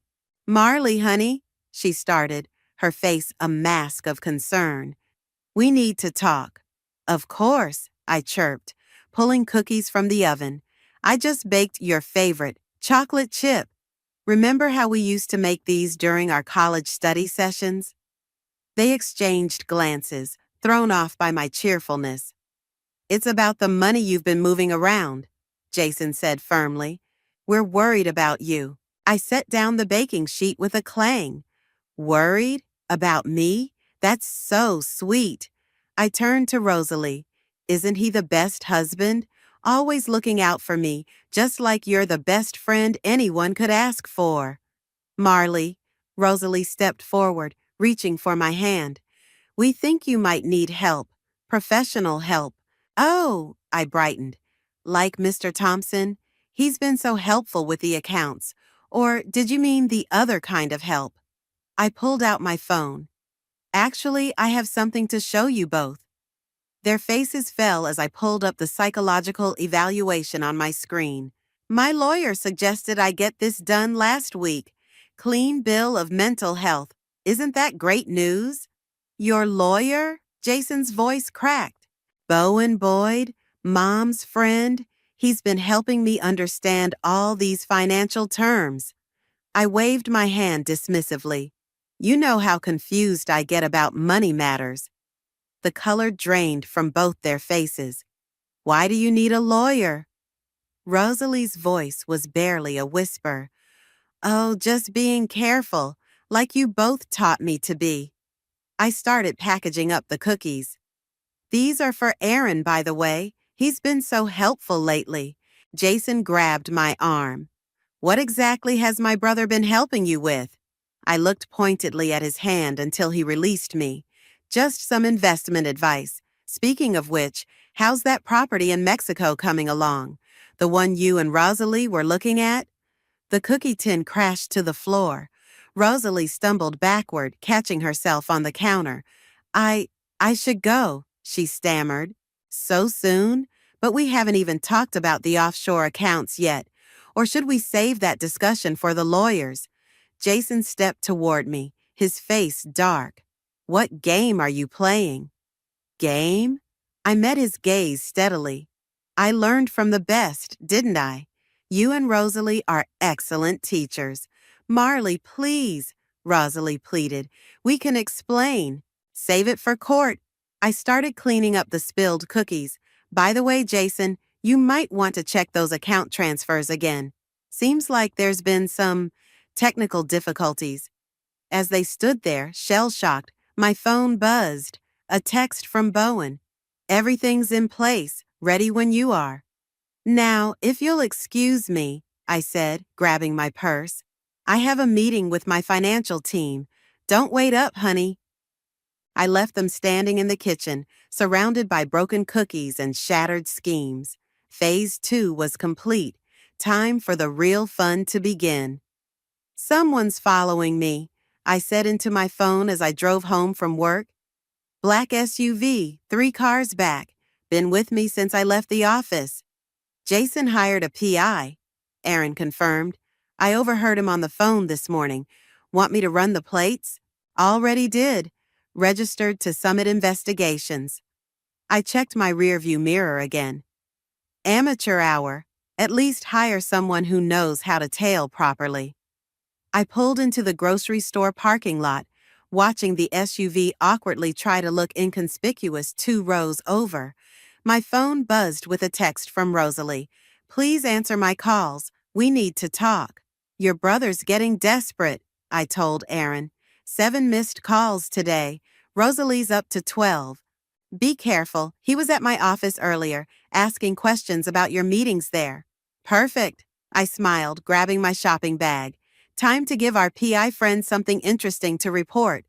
I walked into the store, making sure to bump into Bowen, right on schedule. Marley, he called out loudly enough for anyone watching to hear. I was just thinking about you. Bowen, what a surprise! I touched his arm, letting my hand linger. Thank you again for dinner last night. The restaurant was amazing. We hadn't actually had dinner, but the PI didn't know that. My pleasure. Listen. He lowered his voice conspiratorially, but still loud enough to carry. About those documents you left at my place. Right on cue, my phone exploded with texts from Jason. Who the hell is that man? What documents? Where were you last night? I ignored them all, continuing my performance with Bowen until I saw the PI frantically taking photos through the store window. Back in my car, I called Tessa. Show's over. How long until Jason gets the PI's report? Already did, she laughed. He's losing it. Just stormed into Rosalie's house. Aaron's watching them fight through the window. Good. I pulled into our driveway, unsurprised to find Jason's car already there. Time for Act 2. I found him pacing in the kitchen, face red with rage. Who is he? Who? I started unloading groceries. Don't play dumb. The man at the store, the one you had dinner with. Oh, Bowen? I kept my voice casual. Just a friend. Why are you having me followed, Jason? He froze. I'm not. Summit Investigations? I raised an eyebrow. Really? They have terrible reviews on Yelp, by the way. You've been acting strange, he sputtered, moving money around, meeting with lawyers. Speaking of money, I interrupted, how's Rosalie's boat shopping going? Find anything nice at the marina? The color drained from his face. What are you talking about? You know exactly what I'm talking about. I pulled out my phone, showing him the marina photos Aaron had taken. The same day you told me you were at a client meeting. Funny coincidence. You're spying on me? Learned from the best, honey. I started walking upstairs. By the way, your girlfriend's offshore account, the one you've been trying to transfer our money to, it's been frozen. He grabbed my arm, spinning me around. What did you do? Let go of me. My voice was ice. Unless you want assault charges added to the fraud ones. His grip tightened. You vindictive bit. I wouldn't finish that sentence. Bowen's voice cut through the tension. He stood in our doorway, phone recording everything. Let her go, Jason.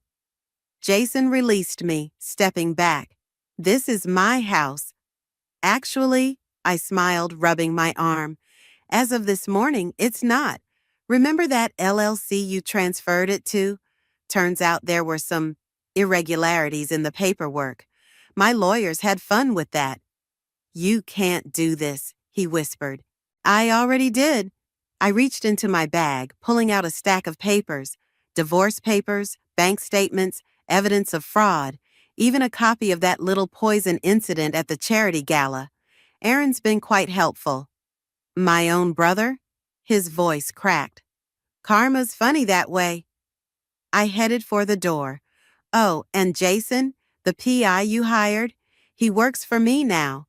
Those photos of you and Rosalie, just more evidence for the court. Where are you going? He called after me. To meet your brother and sister-in-law for dinner. The real estate agent will be here in 20 minutes to change the locks. Don't worry about packing. Most of your stuff is already in storage. I'm sure Rosalie has room for you. Although, I paused, checking my phone. Judging by her latest text, maybe not. I showed him the screen. A message from Rosalie saying she couldn't handle this anymore, that she was done with both of us. As I walked out, I heard him frantically dialing her number, but I already knew she wouldn't answer. She was too busy trying to access the frozen accounts, discovering that her carefully laid plans were crumbling around her. Ready for the final act? Bowen asked as we got into his car.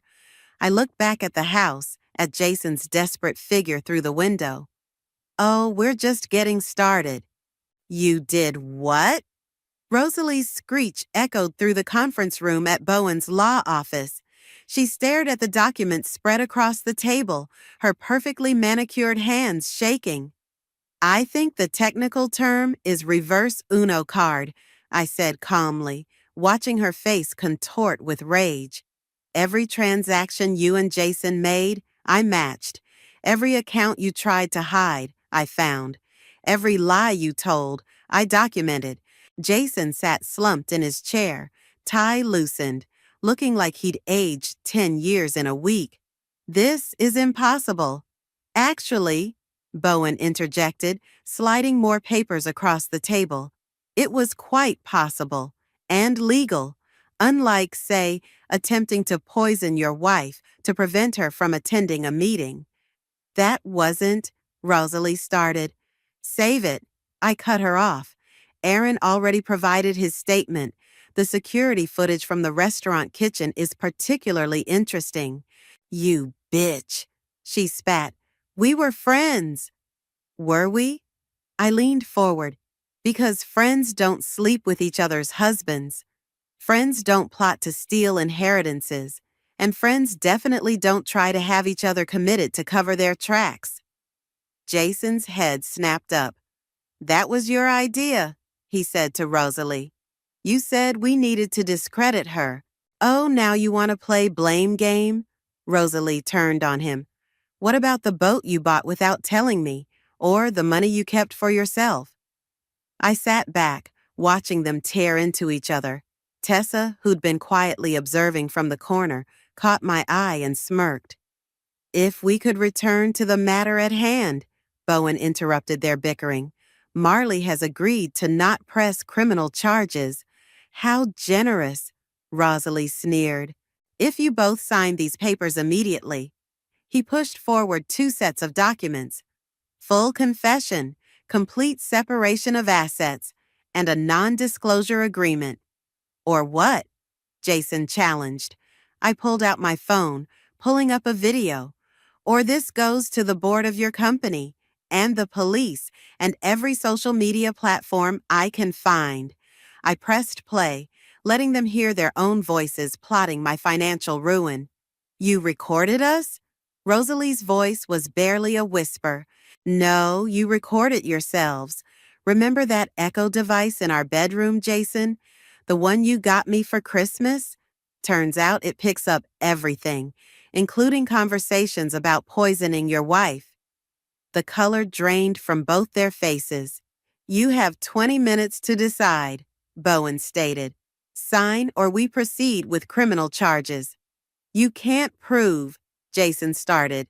Actually, Aaron's voice came from the doorway as he walked in. We can. The restaurant's camera footage, bank records, witness statements, including mine. Sign the papers, Jason. It's over. Rosalie grabbed a pen first, her signature angry and sharp across the pages. I never should have trusted you, she spat at Jason. Feelings mutual, he muttered, reaching for the second pen. As they signed, I studied them both. These people who'd planned to destroy me, now destroying each other instead. One more thing, I said as they finished. Your jobs. They both looked up sharply. I didn't send anything to your employers, yet. But one wrong move, one attempt at retaliation. I let the threat hang in the air. You've ruined us enough, Rosalie said, standing up. I hope you're happy. Happy? I laughed. No, satisfied? Getting there. By the way, that apartment you bought with my money, the keys are with your doorman, along with copies of everything we discussed today, just in case you get any ideas. She stormed out, heels clicking angrily down the hallway. Jason remained seated, staring at his hands. I did love you once. No, you loved what I could give you. There's a difference. I stood up, gathering my papers. The house is sold, by the way. Closed this morning. Your things are in storage. Aaron has the key. Where will I go? Not my problem anymore. I turned to leave, then paused. Oh, and that promotion you were up for? The board meeting's tomorrow. Shame about that anonymous email they'll receive tonight. His face crumpled as the full weight of his actions finally hit him. Outside the office, Tessa hugged me tight. You okay? Better than okay. I watched through the window as Jason buried his face in his hands. Think they've learned their lesson? If not, we have plenty more evidence, Aaron said, patting his briefcase. Speaking of evidence, Bowen joined us. Dinner to celebrate? I know a great place that doesn't serve poisoned food. I laughed, feeling lighter than I had in weeks. Lead the way, but first, I pulled out my phone, opening my banking app. Time to close some accounts. As we walked out, I heard Jason's muffled sobs through the conference room door. Once that sound would have broken my heart. Now it just confirmed what I already knew. Karma had finally come calling, and she was serving exactly what they deserved. Your house is empty, Rosalie said, standing on my front porch a week later. She looked terrible. Designer clothes replaced by wrinkled jeans, perfect makeup gone, dark circles under her eyes. Not my house anymore, I replied, continuing to load boxes into my car. Sold for well above asking price, actually. Amazing what properties can go for when they're not tied up in fraudulent LLCs. I lost everything, she whispered. My job, my reputation, my savings. Funny how karma works. I closed my trunk. Did you really think you'd get away with it? Jason, she started, got what he deserved? I finished for her. I heard he's living in a motel since you kicked him out. The board meeting went exactly as expected. She wrapped her arms around herself. He lied to me too, you know. Said there was more money, other accounts. There were, but they weren't his to promise you. I checked my watch. If you're here for sympathy, you're wasting your time. I'm here to apologize. I laughed, the sound sharp and bitter. 8 years of friendship. You were my maid of honor. You held my hand at my father's funeral. And the whole time you were planning this? Not the whole time, she protested weakly. It started last year, when Jason— Stop. I held up my hand. I don't care when it started. I care that it happened at all. A car pulled into the driveway. Aaron and Tessa, right on schedule. Ready to go? Tessa called out, then spotted Rosalie. Oh, hell no. I'm leaving, Rosalie said quickly, backing away. I needed you to know I'm sorry. Sorry you did it, or sorry you got caught? Aaron asked coldly. She flinched. Both, I guess. She reached into her purse, pulling out an envelope. These are the rest of the account numbers, the ones Jason didn't know about. I transferred everything back. I took the envelope without opening it. Goodbye, Rosalie. We watched her walk away, shoulders hunched, nothing left of the confident woman who'd once been my best friend. You okay? Tessa squeezed my hand. Better than okay. I handed her the envelope. Add these to the evidence file, just in case. Aaron started loading the last few boxes. Jason called again this morning, begging for another chance. Let me guess, he's sorry, he'll change. He never meant to hurt me? Actually, Aaron grinned, he wanted to know if you'd testify on his behalf. Seems he's trying to pin everything on Rosalie. Wow. I shook my head. They really deserve each other. Speaking of deserving, Tessa waggled her eyebrows.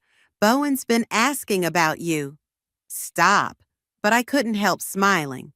We're just friends. Friends who've had dinner 3 times this week? Before I could respond, another car pulled up. Jason stepped out, looking as rough as Rosalie had. Marley, please, he called out. Just 5 minutes. The restraining order says otherwise, I reminded him. Unless you want to add violation to your growing list of legal problems? I lost my job today, he said, taking a step forward. Aaron moved between us. Back off, brother. This is between me and my wife. Ex-wife, I corrected. As of this morning, check your email. His face crumpled. You didn't even give me a chance to fight it. Like the chance you gave me before trying to steal everything I had? I walked up to him, keeping just outside arm's reach. The divorce is final. The house is sold. Your stuff is in storage. Paid through the end of the month. After that, it's going to auction. I'll tell everyone what you did, he threatened. How you set us up, trapped us. Go ahead, I smiled. Tell them how your wife outsmarted you, how your mistress turned on you, how your own brother helped bring you down. I'm sure it'll make a fascinating story. You've destroyed me, he whispered. No, Jason, you destroyed yourself. I just made sure you couldn't destroy me in the process. My phone buzzed, Bowen calling. I have to take this. Goodbye, Jason. Don't contact me again. As I walked away, I heard Tessa tell him, the moving truck's here. You need to leave. I answered my phone, watching in my rearview mirror as Jason slumped back to his car. Everything okay? Bowen asked. Still on for dinner? Everything's perfect, I replied, looking at the sold sign in front of my former home. And yes to dinner. I'm thinking somewhere new. Fresh start. As I drove away, leaving Jason and Rosalie's broken schemes behind, I felt nothing but peace. They'd tried to write my ending, but I'd rewritten the whole story instead. And this ending? This one was all mine. "You're really going through with this?" Tessa asked, watching me pack the last box into my new SUV. "The house in Portland is perfect," I said. "Close enough to visit, far enough for a fresh start." I checked my phone, smiling at Bowen's message about dinner plans. Speaking of fresh starts, Tessa nodded toward my driveway, where Aaron was pulling up with unexpected news written all over his face. "You need to see this," he said, handing me his tablet. On the screen was a local news article. "Financial fraud investigation leads to multiple arrests." "They actually did it," I whispered, scanning the article. "They tried to frame each other." According to the story, both Jason and Rosalie had separately gone to the authorities, each trying to pin their schemes on the other. Their competing confessions had triggered a full investigation. "That's not all." Aaron swiped to another article. "Remember that charity gala? Turns out you weren't their only victim." My mother burst through the front door of Tessa's house, where I'd been staying. "Have you seen the news? They're saying 3 other women were poisoned at different events." "I know, Mom." I handed her the tablet. "Aaron just showed me." "The detective wants to talk to you again," she said. "They're building a bigger case now." My phone buzzed. An unknown number. "Speaking of Mrs. Webb," a familiar voice said when I answered. "Detective Roberts here. We've had some interesting developments." "I saw the news," I replied, putting the phone on speaker. "How can I help?" "We need your evidence files, all of them. Seems your documentation could help prove a pattern of behavior." I caught Aaron's eye. "Send everything," I mouthed. He nodded, already pulling out his laptop. "You'll have everything within the hour," I told the detective. "Any chance of real jail time?" "With multiple victims coming forward, absolutely. The DA's particularly interested in the poisoning angle." After hanging up, I sat heavily on Tessa's porch steps. I never wanted them in jail. I just wanted them to face consequences. "They made their choices," Mom said firmly. "Actions have consequences." My phone buzzed again. Bowen this time. "You okay? Saw the news?" "Better than okay," I replied. "Dinner still on?" "Actually," he said, "I was thinking, Portland has some amazing restaurants." I smiled. "Are you inviting yourself on my fresh start?" "My firm has an office there. Been thinking about transferring anyway." Tessa made exaggerated kissing noises in the background. I swatted at her, trying not to laugh. "I'd like that," I told Bowen. "The company would be nice." Mom cleared her throat. "Speaking of company," she pointed down the street where a familiar figure was approaching. Rosalie in handcuffs, escorted by 2 officers. They were going house to house, apparently investigating the other poisoning cases. "Don't," Aaron said as I stood. "You don't owe her anything." "I know." I walked down to the sidewalk anyway. "But I want to see this." Rosalie looked even worse than before. Her eyes met mine, and for a moment I saw a flicker of the friend she used to be. "They're investigating the Mitchell woman's case," she said quietly. "The one from the summer fundraiser." I nodded. "I remember, she nearly died." "That was Jason's idea." Her voice cracked. "He said we needed practice." "Practice?" The word tasted bitter. "We were friends, Rosalie. Family." "I know." She looked down at her cuffed hands. "Greed makes monsters of us all." "No," I corrected her. "Choices make monsters. You chose this." The officers gently pulled her away. I watched them lead her to their car, remembering all the times we'd laughed together, shared secrets, supported each other through hard times. "You did the right thing," Mom said, joining me on the sidewalk. "All of it." "Did I?" I turned to her. Sometimes revenge feels an awful lot like justice.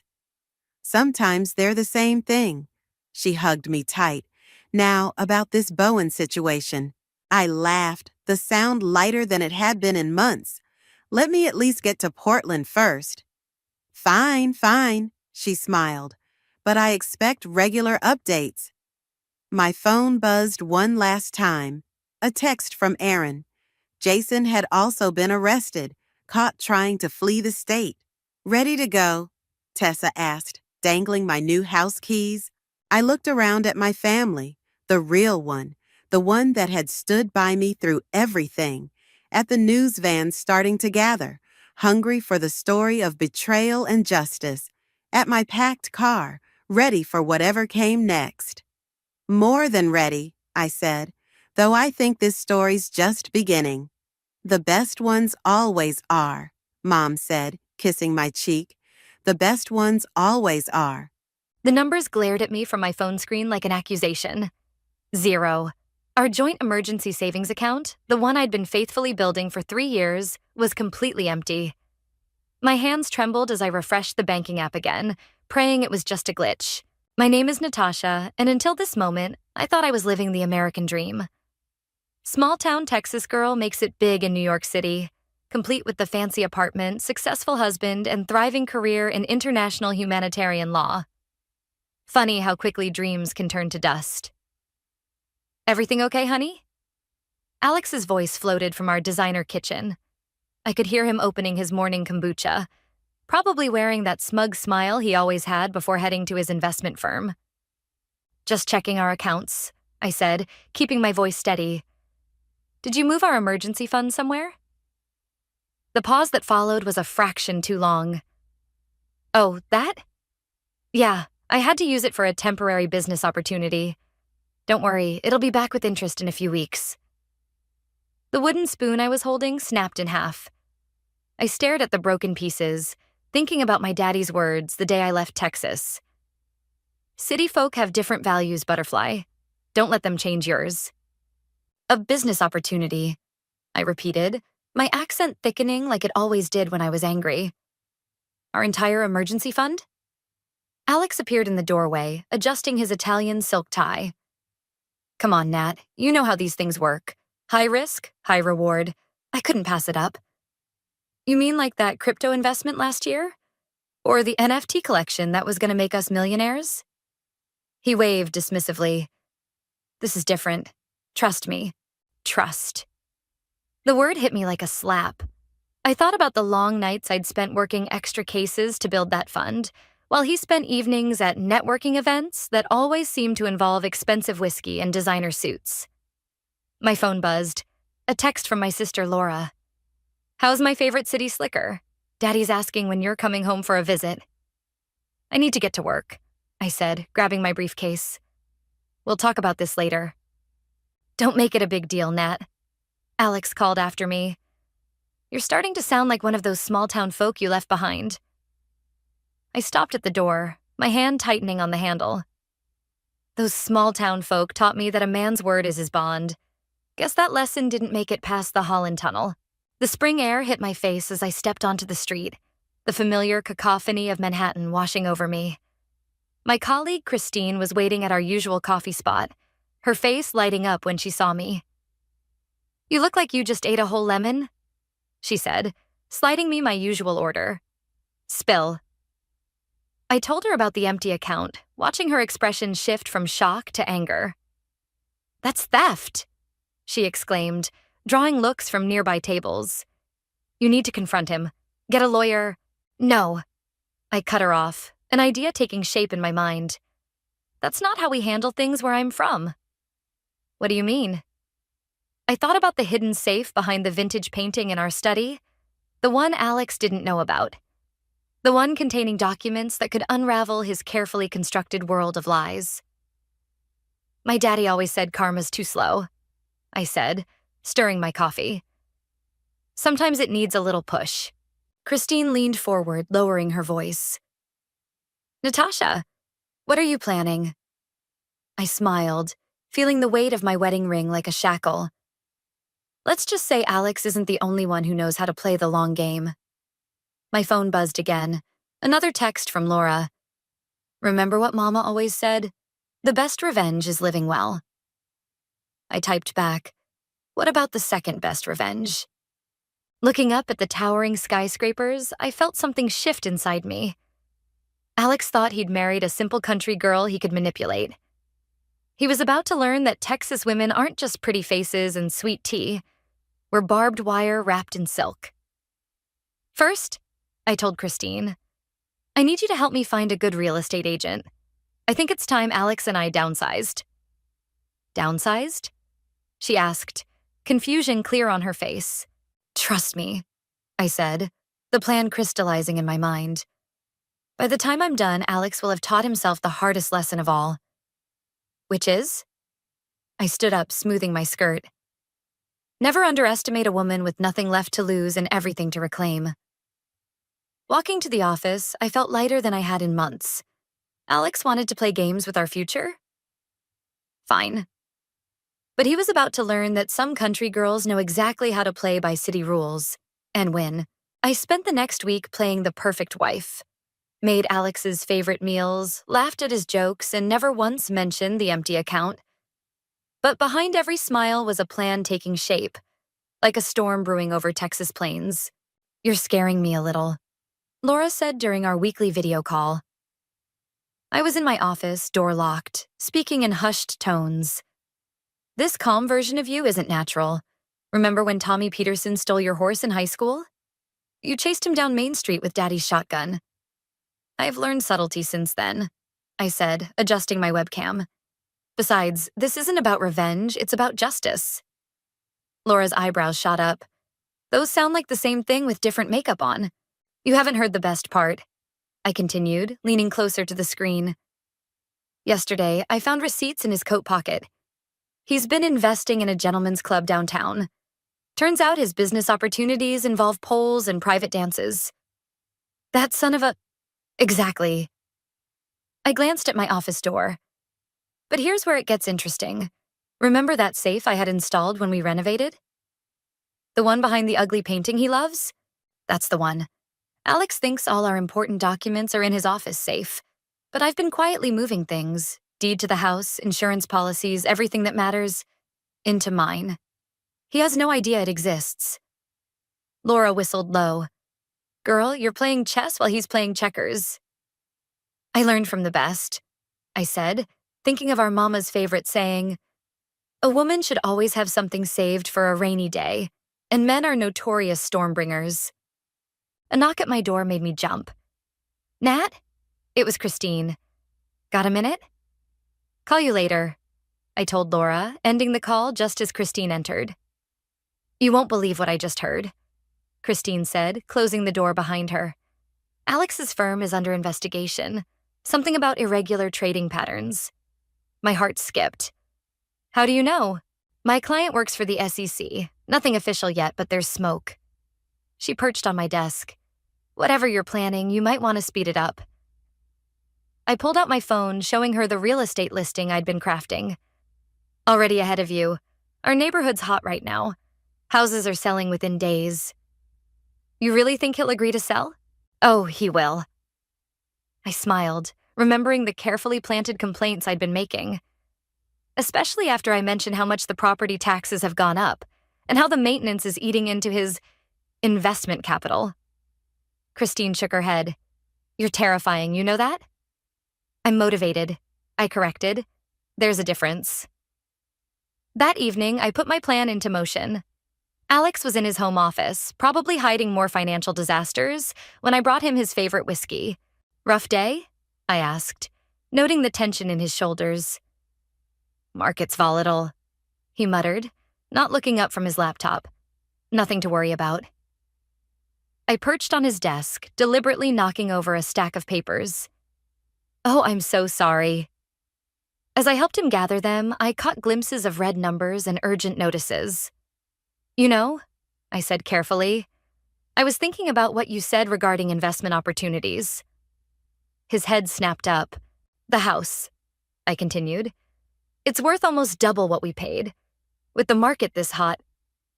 "We can't sell," he said quickly. "This is our home." I shrugged, standing to leave. Just thinking about all that capital, sitting there doing nothing. But you're right. Probably better to keep paying those rising property taxes. Later that night, I heard him on the phone, speaking in hushed tones about margin calls and extension requests. I lay in bed, staring at the ceiling, fighting the guilt threatening to derail my resolve. My phone lit up with a text from Laura. "Still awake?" I slipped out to the balcony before calling her. The city lights sparkled below, a stark contrast to the star-filled Texas skies I missed. "Having second thoughts?" she asked without preamble. "He's in trouble, Laura. Real trouble. Part of me wants to stop, tell him I know everything." "And what would Mama say about that?" I closed my eyes, hearing Mama's voice clear as day. "A man who betrays your trust will do it again. Only bigger next time." "You're right," I said. "But it's hard playing this role." "Remember when that rattler got in the chicken coop?" Laura asked. "Daddy said sometimes you have to be patient. Let the snake show itself before you strike." I looked through the window at Alex, still hunched over his desk, probably digging himself deeper into whatever hole he'd made.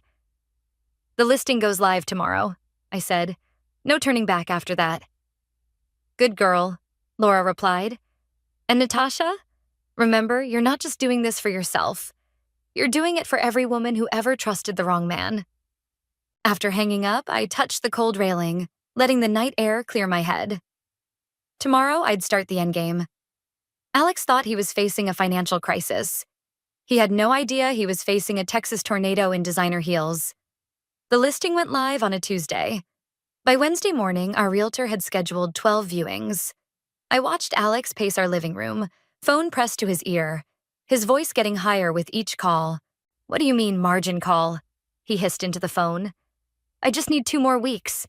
No, you don't understand." I pretended to focus on my laptop while he unraveled.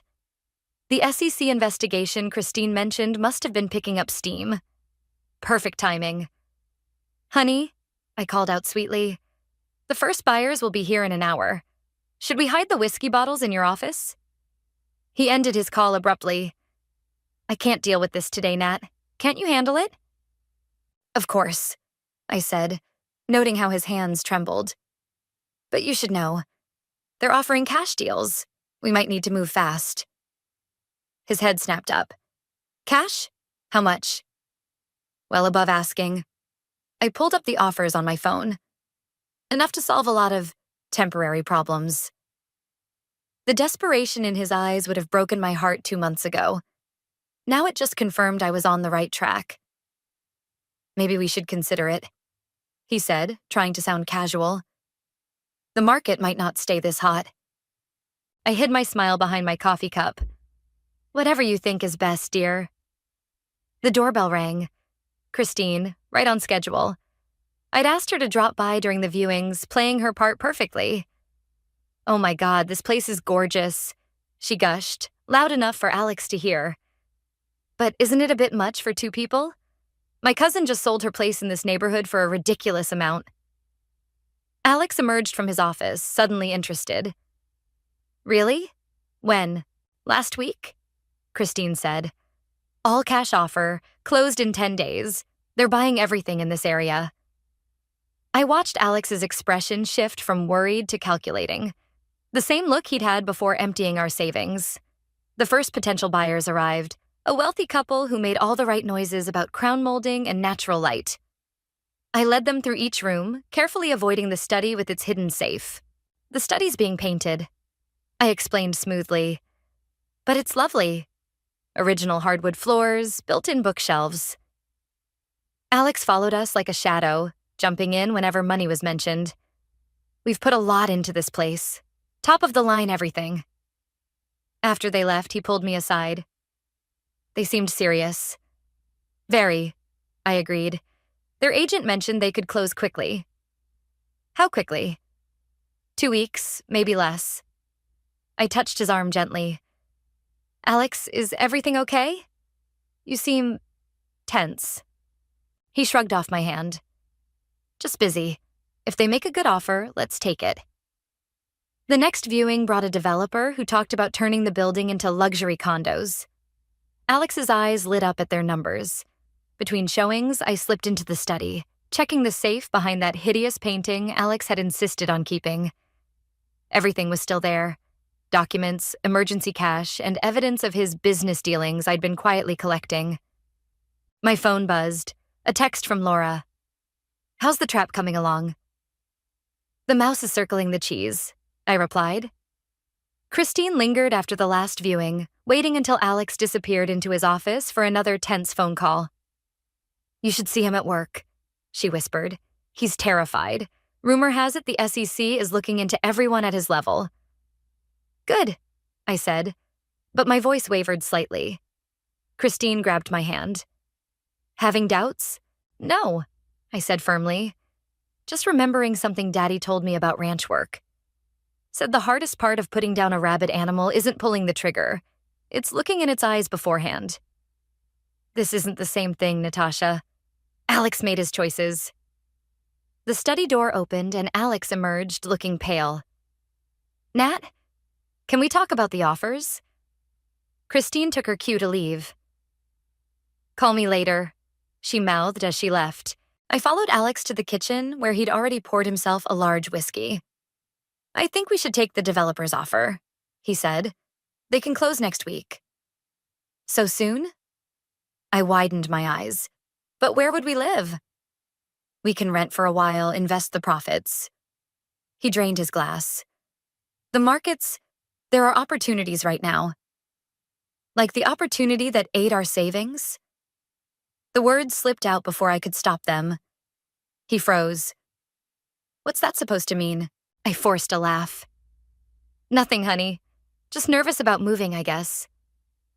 Later, in bed, I listened to him toss and turn, probably seeing dollar signs and SEC warnings in his dreams. My phone lit up with one last text from Laura. "Remember, the meanest snakes always bite themselves first." I turned toward the window, watching city lights flicker like distant stars. By this time next week, Alex would learn exactly how much his betrayal had cost him. And I'd be gone, leaving nothing but an empty safe and a stack of receipts from his business meetings for the SEC to find. Sometimes karma needs a helping hand, and mine was steady as steel. The developer's offer came in at breakfast. Alex nearly choked on his coffee when he saw the number.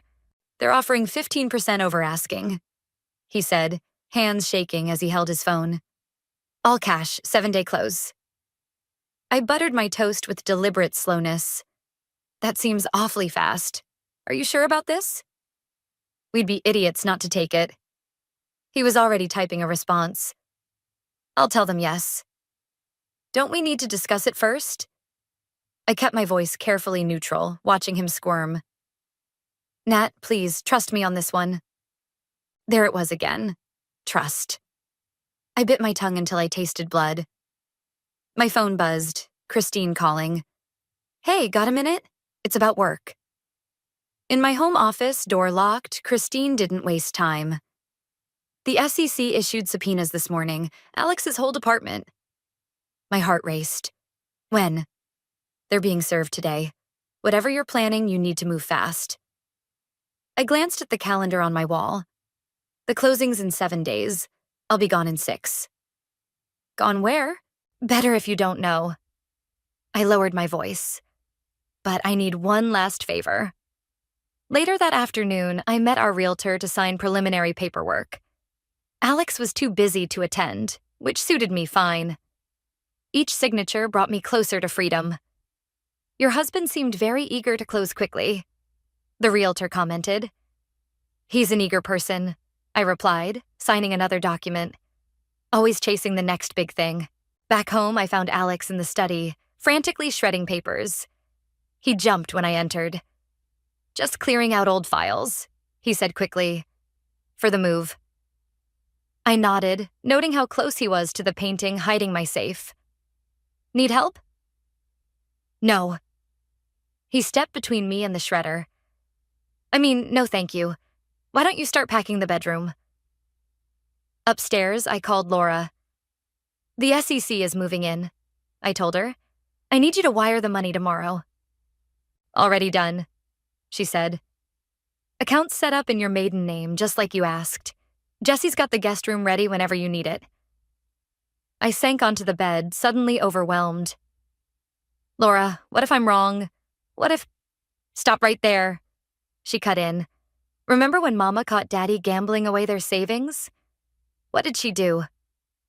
Cleaned out the accounts and left him with nothing but his boots and his pride. And what happened after? He sobered up, earned back her trust, and never gambled again. I smiled at the memory. They were stronger for it. Exactly. Sometimes love means letting people hit rock bottom. A crash from downstairs interrupted us. I found Alex in the kitchen, a broken whiskey bottle at his feet. Everything okay? I asked, helping him clean up. Fine, he snapped. Just perfect. Why wouldn't it be perfect? I watched him sweep up glass, his expensive suit stained with liquor. Alex, if you need to talk. I said I'm fine. He threw the dustpan into the sink. Just leave me alone. That night, I lay awake listening to him pace the study. Papers rustling, drawers opening and closing, the shredder running continuously. At 3 a.m., my phone lit up with a text from Christine. SEC team arriving at the office tomorrow. It's happening. I slipped out of bed and went to the kitchen, making coffee like I had so many nights back home when storms were rolling in. The city sparkled beyond our windows, beautiful and cold. Alex appeared in the doorway looking haunted. You're up? Couldn't sleep. I poured him a cup. Want to talk about it? For a moment, I saw a flicker of the man I'd fallen in love with. Vulnerable, real. Then his walls slammed back up. Nothing to talk about, he said, but his hands shook as he took the cup. Just work stuff. Must be pretty serious work stuff to have you shredding files at midnight. His head snapped up. What's that supposed to mean? Nothing. I sipped my coffee. Just making conversation. He stared at me for a long moment. You know something. I know lots of things, Alex. Like how to balance a checkbook, how to keep promises, how to tell when someone's lying to my face. The color drained from his. Nat, get some sleep. I cut him off, setting down my cup. We have a lot of packing to do tomorrow. Back in bed, I watched the sunrise paint Manhattan gold. My phone buzzed one last time. Laura sending a photo of my old room back home, ready and waiting. Jesse says he'll drive up to help you move. She wrote, just say when. I typed back, tell him to be ready. The storm's about to break. Through the wall, I could hear Alex still pacing, still shredding, still trying to outrun his choices. In 6 days, he'd learn what every Texan knows. You can't outrun a tornado. You can only hope you've built your house strong enough to survive it. And I'd built mine out of steel and secrets, ready for whatever came next. The SEC hit Alex's office like a Texas tornado. I watched it unfold through Christine's updates while pretending to pack our bedroom.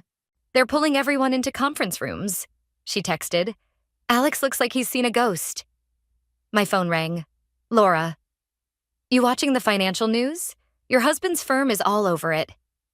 Not my husband for much longer, I said, folding another empty box. Jesse's still coming tomorrow. Already on his way. But Natasha, Daddy knows something's up. He's worried. I sat on the edge of our bed, soon to be just his bed. What did you tell him? That his little girl finally learned to stand up for herself. He smiled and said, about damn time. The front door slammed. Alex was home early, very early. Gotta go, I whispered, ending the call. I found him in the kitchen, pouring whiskey with shaking hands. His tie was loose, hair disheveled. Rough day? I asked innocently. He drained his glass. They're investigating everyone, freezing accounts. It's a witch hunt. Sounds serious. I leaned against the counter. Should we be worried about the house closing? The closing's fine, he snapped. Everything's fine, just keep packing. Alex, I said softly, if you need to tell me something. He stared at me for a long moment. What do you know? I know our savings disappeared. I know you've been lying about business meetings. I know— Stop. He gripped the counter. Just stop. You don't understand how things work here. This isn't your small-town Texas world where everything's simple. No, I agreed. Back home, we call stealing what it is. The whiskey glass shattered in his hand. Blood mixed with expensive liquor on our marble countertop. Careful, I said, reaching for a towel. Let me help. Don't touch me. He jerked away. You have no idea what I'm dealing with. Then tell me. Help me understand why our emergency fund had to fund your emergency. His laugh was hollow. You want to understand? Fine. I made some bad calls, borrowed against positions I shouldn't have, then tried to cover it up with other people's money. Happy now? Other people's money, I repeated. Like our savings? It was temporary. He paced the kitchen. I just needed time to turn it around. But now with the SEC. Now what? I pressed. What happens now, Alex? He stopped pacing, something dangerous flickering in his eyes. What did you tell them? Tell who? The SEC. He slammed his hand on the counter. Did you talk to them? Show them something? I stepped back, remembering Daddy's warnings about cornered animals. I haven't talked to anyone, but maybe you should. His phone buzzed, probably his lawyer. He answered without taking his eyes off me. What? No, I understand. Yes, I'll be right there. He ended the call looking suddenly deflated. I have to go. Alex? Don't wait up. After he left, I called Christine. How bad is it? Bad, she said. They're talking criminal charges, multiple counts of fraud. I closed my eyes, fighting unexpected tears. The closing's in 3 days. You sure you want to go through with this? Maybe he needs you now more than ever. He needs consequences more than he needs me. I wiped my eyes. Did you get the documents I sent? All copied and ready for the SEC, but Natasha, once I turn these in. I know, no going back. I spent the next hour on the phone with Laura, finalizing details. Jesse would arrive tomorrow with his truck, ready to help me disappear while Alex was dealing with his lawyers. The guest room's all ready, Laura said. Daddy even put fresh flowers in there. Tell him. My voice cracked. Tell him his little girl's coming home. That night, Alex didn't return. I packed my real belongings into boxes marked Goodwill, things he'd never think to check. The rest could burn with his house of cards. At midnight, my phone lit up with a text from an unknown number. Mrs. Hicks, this is David from the SEC. We'd like to speak with you about your husband's activities. I showed Laura the text. Right on schedule, she said. You ready for tomorrow? Ready as a rattler in spring, I replied, using one of Daddy's sayings. I spent my last night in our bedroom looking at old photos, Alex and me in happier times, before greed poisoned everything. Part of me still loved the man in those pictures, the one who used to bring me wildflowers and dance with me in the kitchen. But that man was gone, replaced by someone who'd steal from his own wife and lie to her face. My phone buzzed one last time. Jesse. Just crossed into Pennsylvania. See you tomorrow, darling. I touched the screen, thinking about home, about second chances and fresh starts. Alex thought he was facing an SEC investigation. He had no idea he was about to face Texas justice instead. Sometimes karma needs a woman's touch. And mine was about to leave a mark he'd never forget. Jesse arrived at dawn in his battered pickup truck, looking exactly like the piece of home he was. Alex had spent the night at his lawyer's office, making my escape easier than expected. Well, don't you look like a woman on a mission? Jesse drawled, pulling me into a bear hug that smelled of leather and Texas sun. Keep your voice down, I whispered, though I was smiling. The doorman gossips. We worked quickly, loading the pre-packed boxes marked Goodwill into his truck. Each contained pieces of my real life. Photos, documents, family heirlooms I'd quietly collected over the past week. Last stop, I said, leading Jesse to the study. Help me with this painting. The hidden safe opened with a satisfying click. Inside lay everything I needed: emergency cash, documents, and a manila envelope fat with evidence of Alex's creative accounting. Damn, Jessie whispered, watching me empty the safe. You really are your mama's daughter. My phone buzzed. Christine. SEC team asking questions about Alex's personal accounts. When should I give them the documents? After the closing, I typed back. Let him sign everything first. Jessie helped me replace the painting, slightly crooked, just as Alex always kept it. You sure about this, darling? No going back once we hit the road. I'm sure. I took one last look at the study. The front door opened. Alex's voice carried down the hall. Nat, why is there a truck outside? Jessie and I froze. This wasn't part of the plan. Quick, I whispered, shoving the safe's contents into Jessie's hands. Out the service entrance. I'll handle this. Jessie slipped out just as Alex appeared in the doorway, looking like he'd aged years overnight. Who was that man? He demanded. Jessie, old family friend. I kept my voice casual. Helping me sort donations before the move, Alex's eyes darted around the room, lingering on the painting. At 7 a.m? Early bird gets the worm, I said, channeling my mama's breezy tone. How'd it go with the lawyers? He loosened his tie, collapsing into his office chair. They want me to take a deal. Turn evidence against the others. Others? Don't. He held up his hand.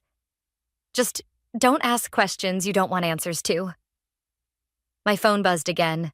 The realtor. Closing moved up to 2 p.m. today. Buyers insist. I showed Alex the message. That's good, right? Faster we close, faster you get the cash. Something shifted in his expression. What did you just say? The closing, No. He stood slowly. You said you get the cash, not we. My heart raced, but I kept my face neutral. Figure of speech. Like hell it was.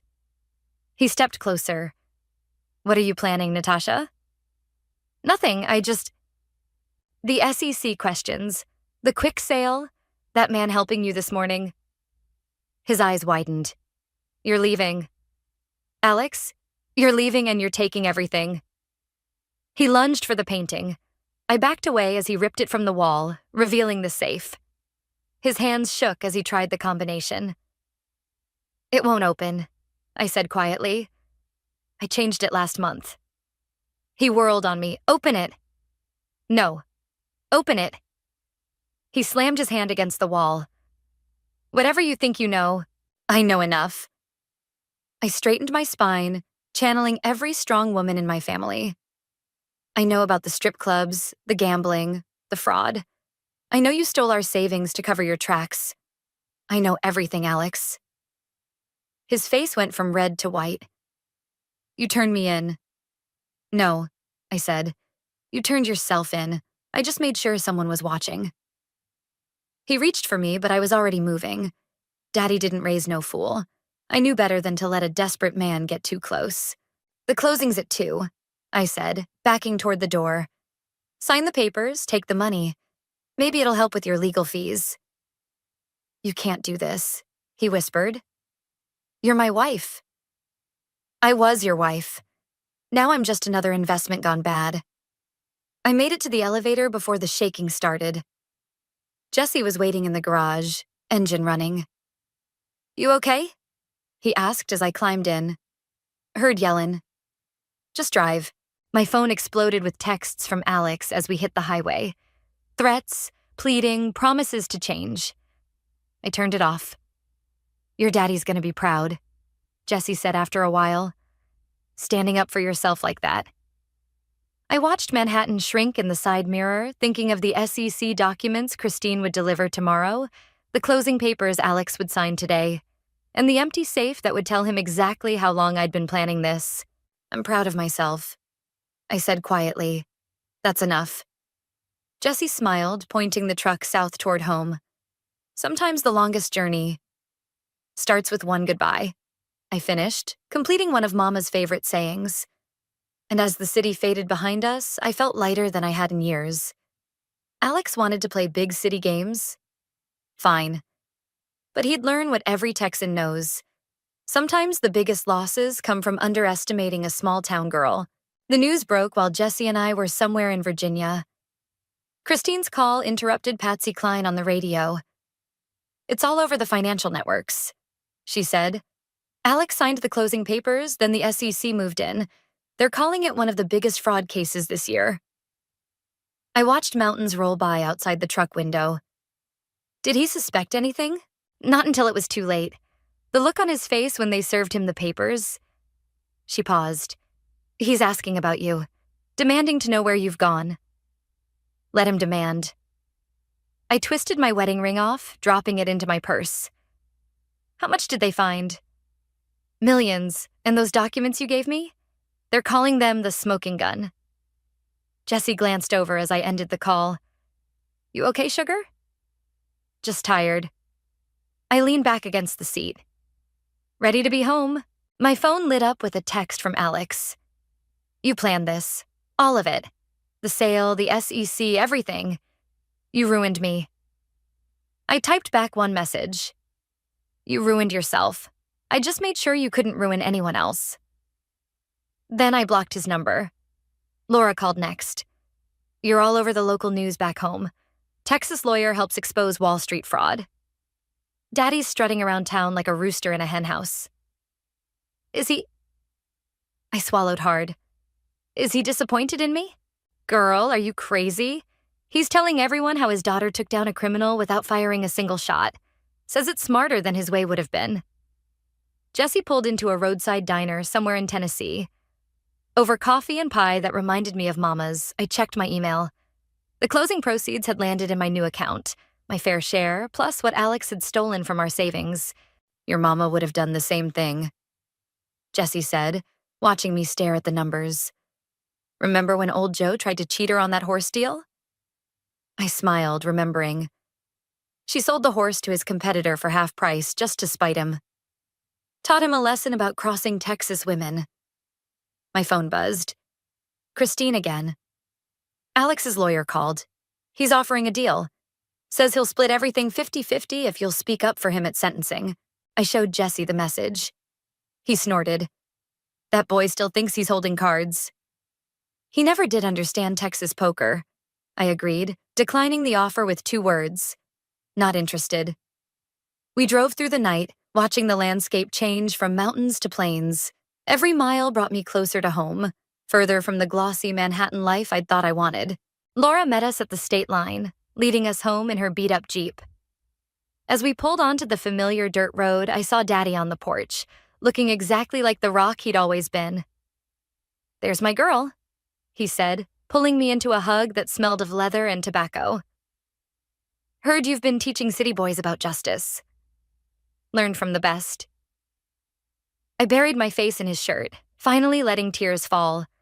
"None of that now," he said gruffly, but his eyes were wet too. "Your mama would say tears are just rain for growing stronger." Inside, Laura had prepared a feast, all my favorites from childhood. As we sat around the kitchen table, my phone lit up one last time. A news alert about Alex's arrest. "Federal agents took him into custody." I read aloud, then stopped. "You don't have to follow it," Laura said softly. "Yes, I do." I straightened my shoulders. "Need to know it's really over." Daddy reached across the table, taking my hand. "It's been over since the moment you decided to stand up for yourself. Everything else is just paperwork." That night, I sat on the porch swing, listening to crickets and watching stars you could never see in Manhattan. Jesse joined me, offering a glass of Daddy's bourbon. "Remember when we were kids?" he said. "And you wanted to be a superhero?" I sipped the bourbon, letting it warm my chest. "Yeah? Way I see it, you kind of became one. Took down the bad guy, saved a bunch of folks from getting robbed, all without throwing a single punch." "Some superhero," I laughed, hiding behind legal papers and real estate deals. "Sometimes the biggest fights are won with the smallest weapons." He clinked his glass against mine. "Your mama used to say that." My phone buzzed one final time. Christine sending a photo of Alex being let out of his office in handcuffs. I deleted it without responding. You know what the funny thing is? I said, watching a shooting star streak across the Texas sky. I thought I'd feel guilty or sad or something, but all I feel is free, Jessie finished. Yeah. I smiled, feeling the weight of Manhattan finally fall away. Free. Inside, I could hear Laura and Daddy talking in the kitchen, their voices mixing with memories of Mama's lessons about strength and justice. Alex had thought he was marrying a simple country girl he could mold into his perfect Manhattan wife. Instead, he'd married a Texas tornado in disguise. And like Daddy always said, you don't realize a storm's true power until you're standing in the aftermath. The morning sun painted the ranch kitchen gold as I sipped coffee with Laura, watching Daddy work with the horses through the window. My phone buzzed, Christine calling with the news I'd been waiting for. The judge just handed down the sentence, she said. 15 years, no chance of early release. Laura squeezed my hand as I let out a breath I didn't know I'd been holding. There's more, Christine continued. He tried to claim you were involved, but those documents you saved? They proved you were actually the one who stopped him from stealing from other accounts. The judge called you a silent guardian of financial integrity. I couldn't help but laugh. Daddy will love that. His daughter, the guardian. How are you feeling? I watched Jesse ride up to the house, his smile visible even from a distance. I feel right, like I'm exactly where I'm supposed to be. After hanging up, I joined Jesse on the porch. He handed me a stack of mail, mostly letters from Alex's victims, thanking me for coming forward. Still getting fan mail? He teased. These aren't fans, I said, shuffling through the envelopes. These are people who trusted someone they shouldn't have. Just like I did. Difference is, you did something about it. Laura burst through the screen door, waving her tablet. You're trending again. Someone made a TikTok about your story. They're calling you the Wall Street whistleblower. Lord help me, I groaned, but I was smiling. Daddy joined us, wiping his hands on his jeans. Got a call from the FBI this morning. They want you to consult on similar cases. Said something about needing your unique perspective. I don't know. I started, but Laura cut me off. Girl, stop. You've got a gift for seeing through people's lies. Use it. Your mama would have said the same thing, Daddy added quietly. Jesse leaned against the porch railing. Speaking of gifts, when are you going to let me take you to dinner? Properly this time, not just diner coffee and pie. Laura squealed while Daddy suddenly became very interested in his boots. Subtle as a bull in a china shop, I said, but my cheeks felt warm. Nothing subtle about knowing what you want, Jesse replied. Something I learned from watching you handle Alex. My phone buzzed again. A message from Alex's lawyer. Client requesting one final meeting. Says he needs closure. Delete it, Laura advised, reading over my shoulder. Instead, I typed. He had his chance at closure. Now he has 15 years to think about his choices. Goodbye. Jesse whistled low. Remind me never to cross you. Speaking of choices, Daddy interrupted. Pastor Bob asked if you'd speak at the church social, about standing up to corruption and such. I thought about all the small-town girls dreaming of big city lives, just like I had, about how easy it is to lose yourself in someone else's world. I'll do it, I said. But I'm not talking about corruption. I'm talking about remembering who you are, no matter where you end up. Laura hugged me fiercely. That's my sister, always teaching lessons. The afternoon sun turned the pastures golden as we sat on the porch, sharing stories and planning futures. Christine texted updates about Alex's former firm unraveling, but they felt distant now, like news from another world. Got something for you, Jesse said suddenly, pulling a small box from his pocket. My heart jumped until he opened it, revealing a delicate silver pendant. It's a compass, he explained. Because you always find your true north, even when the storm's raging. I touched it gently, remembering Mama's words about jewelry, how the best pieces tell stories of their own. Help me put it on? As Jessie fastened the clasp, Laura pretended to gag while Daddy mysteriously needed to check on something in the barn.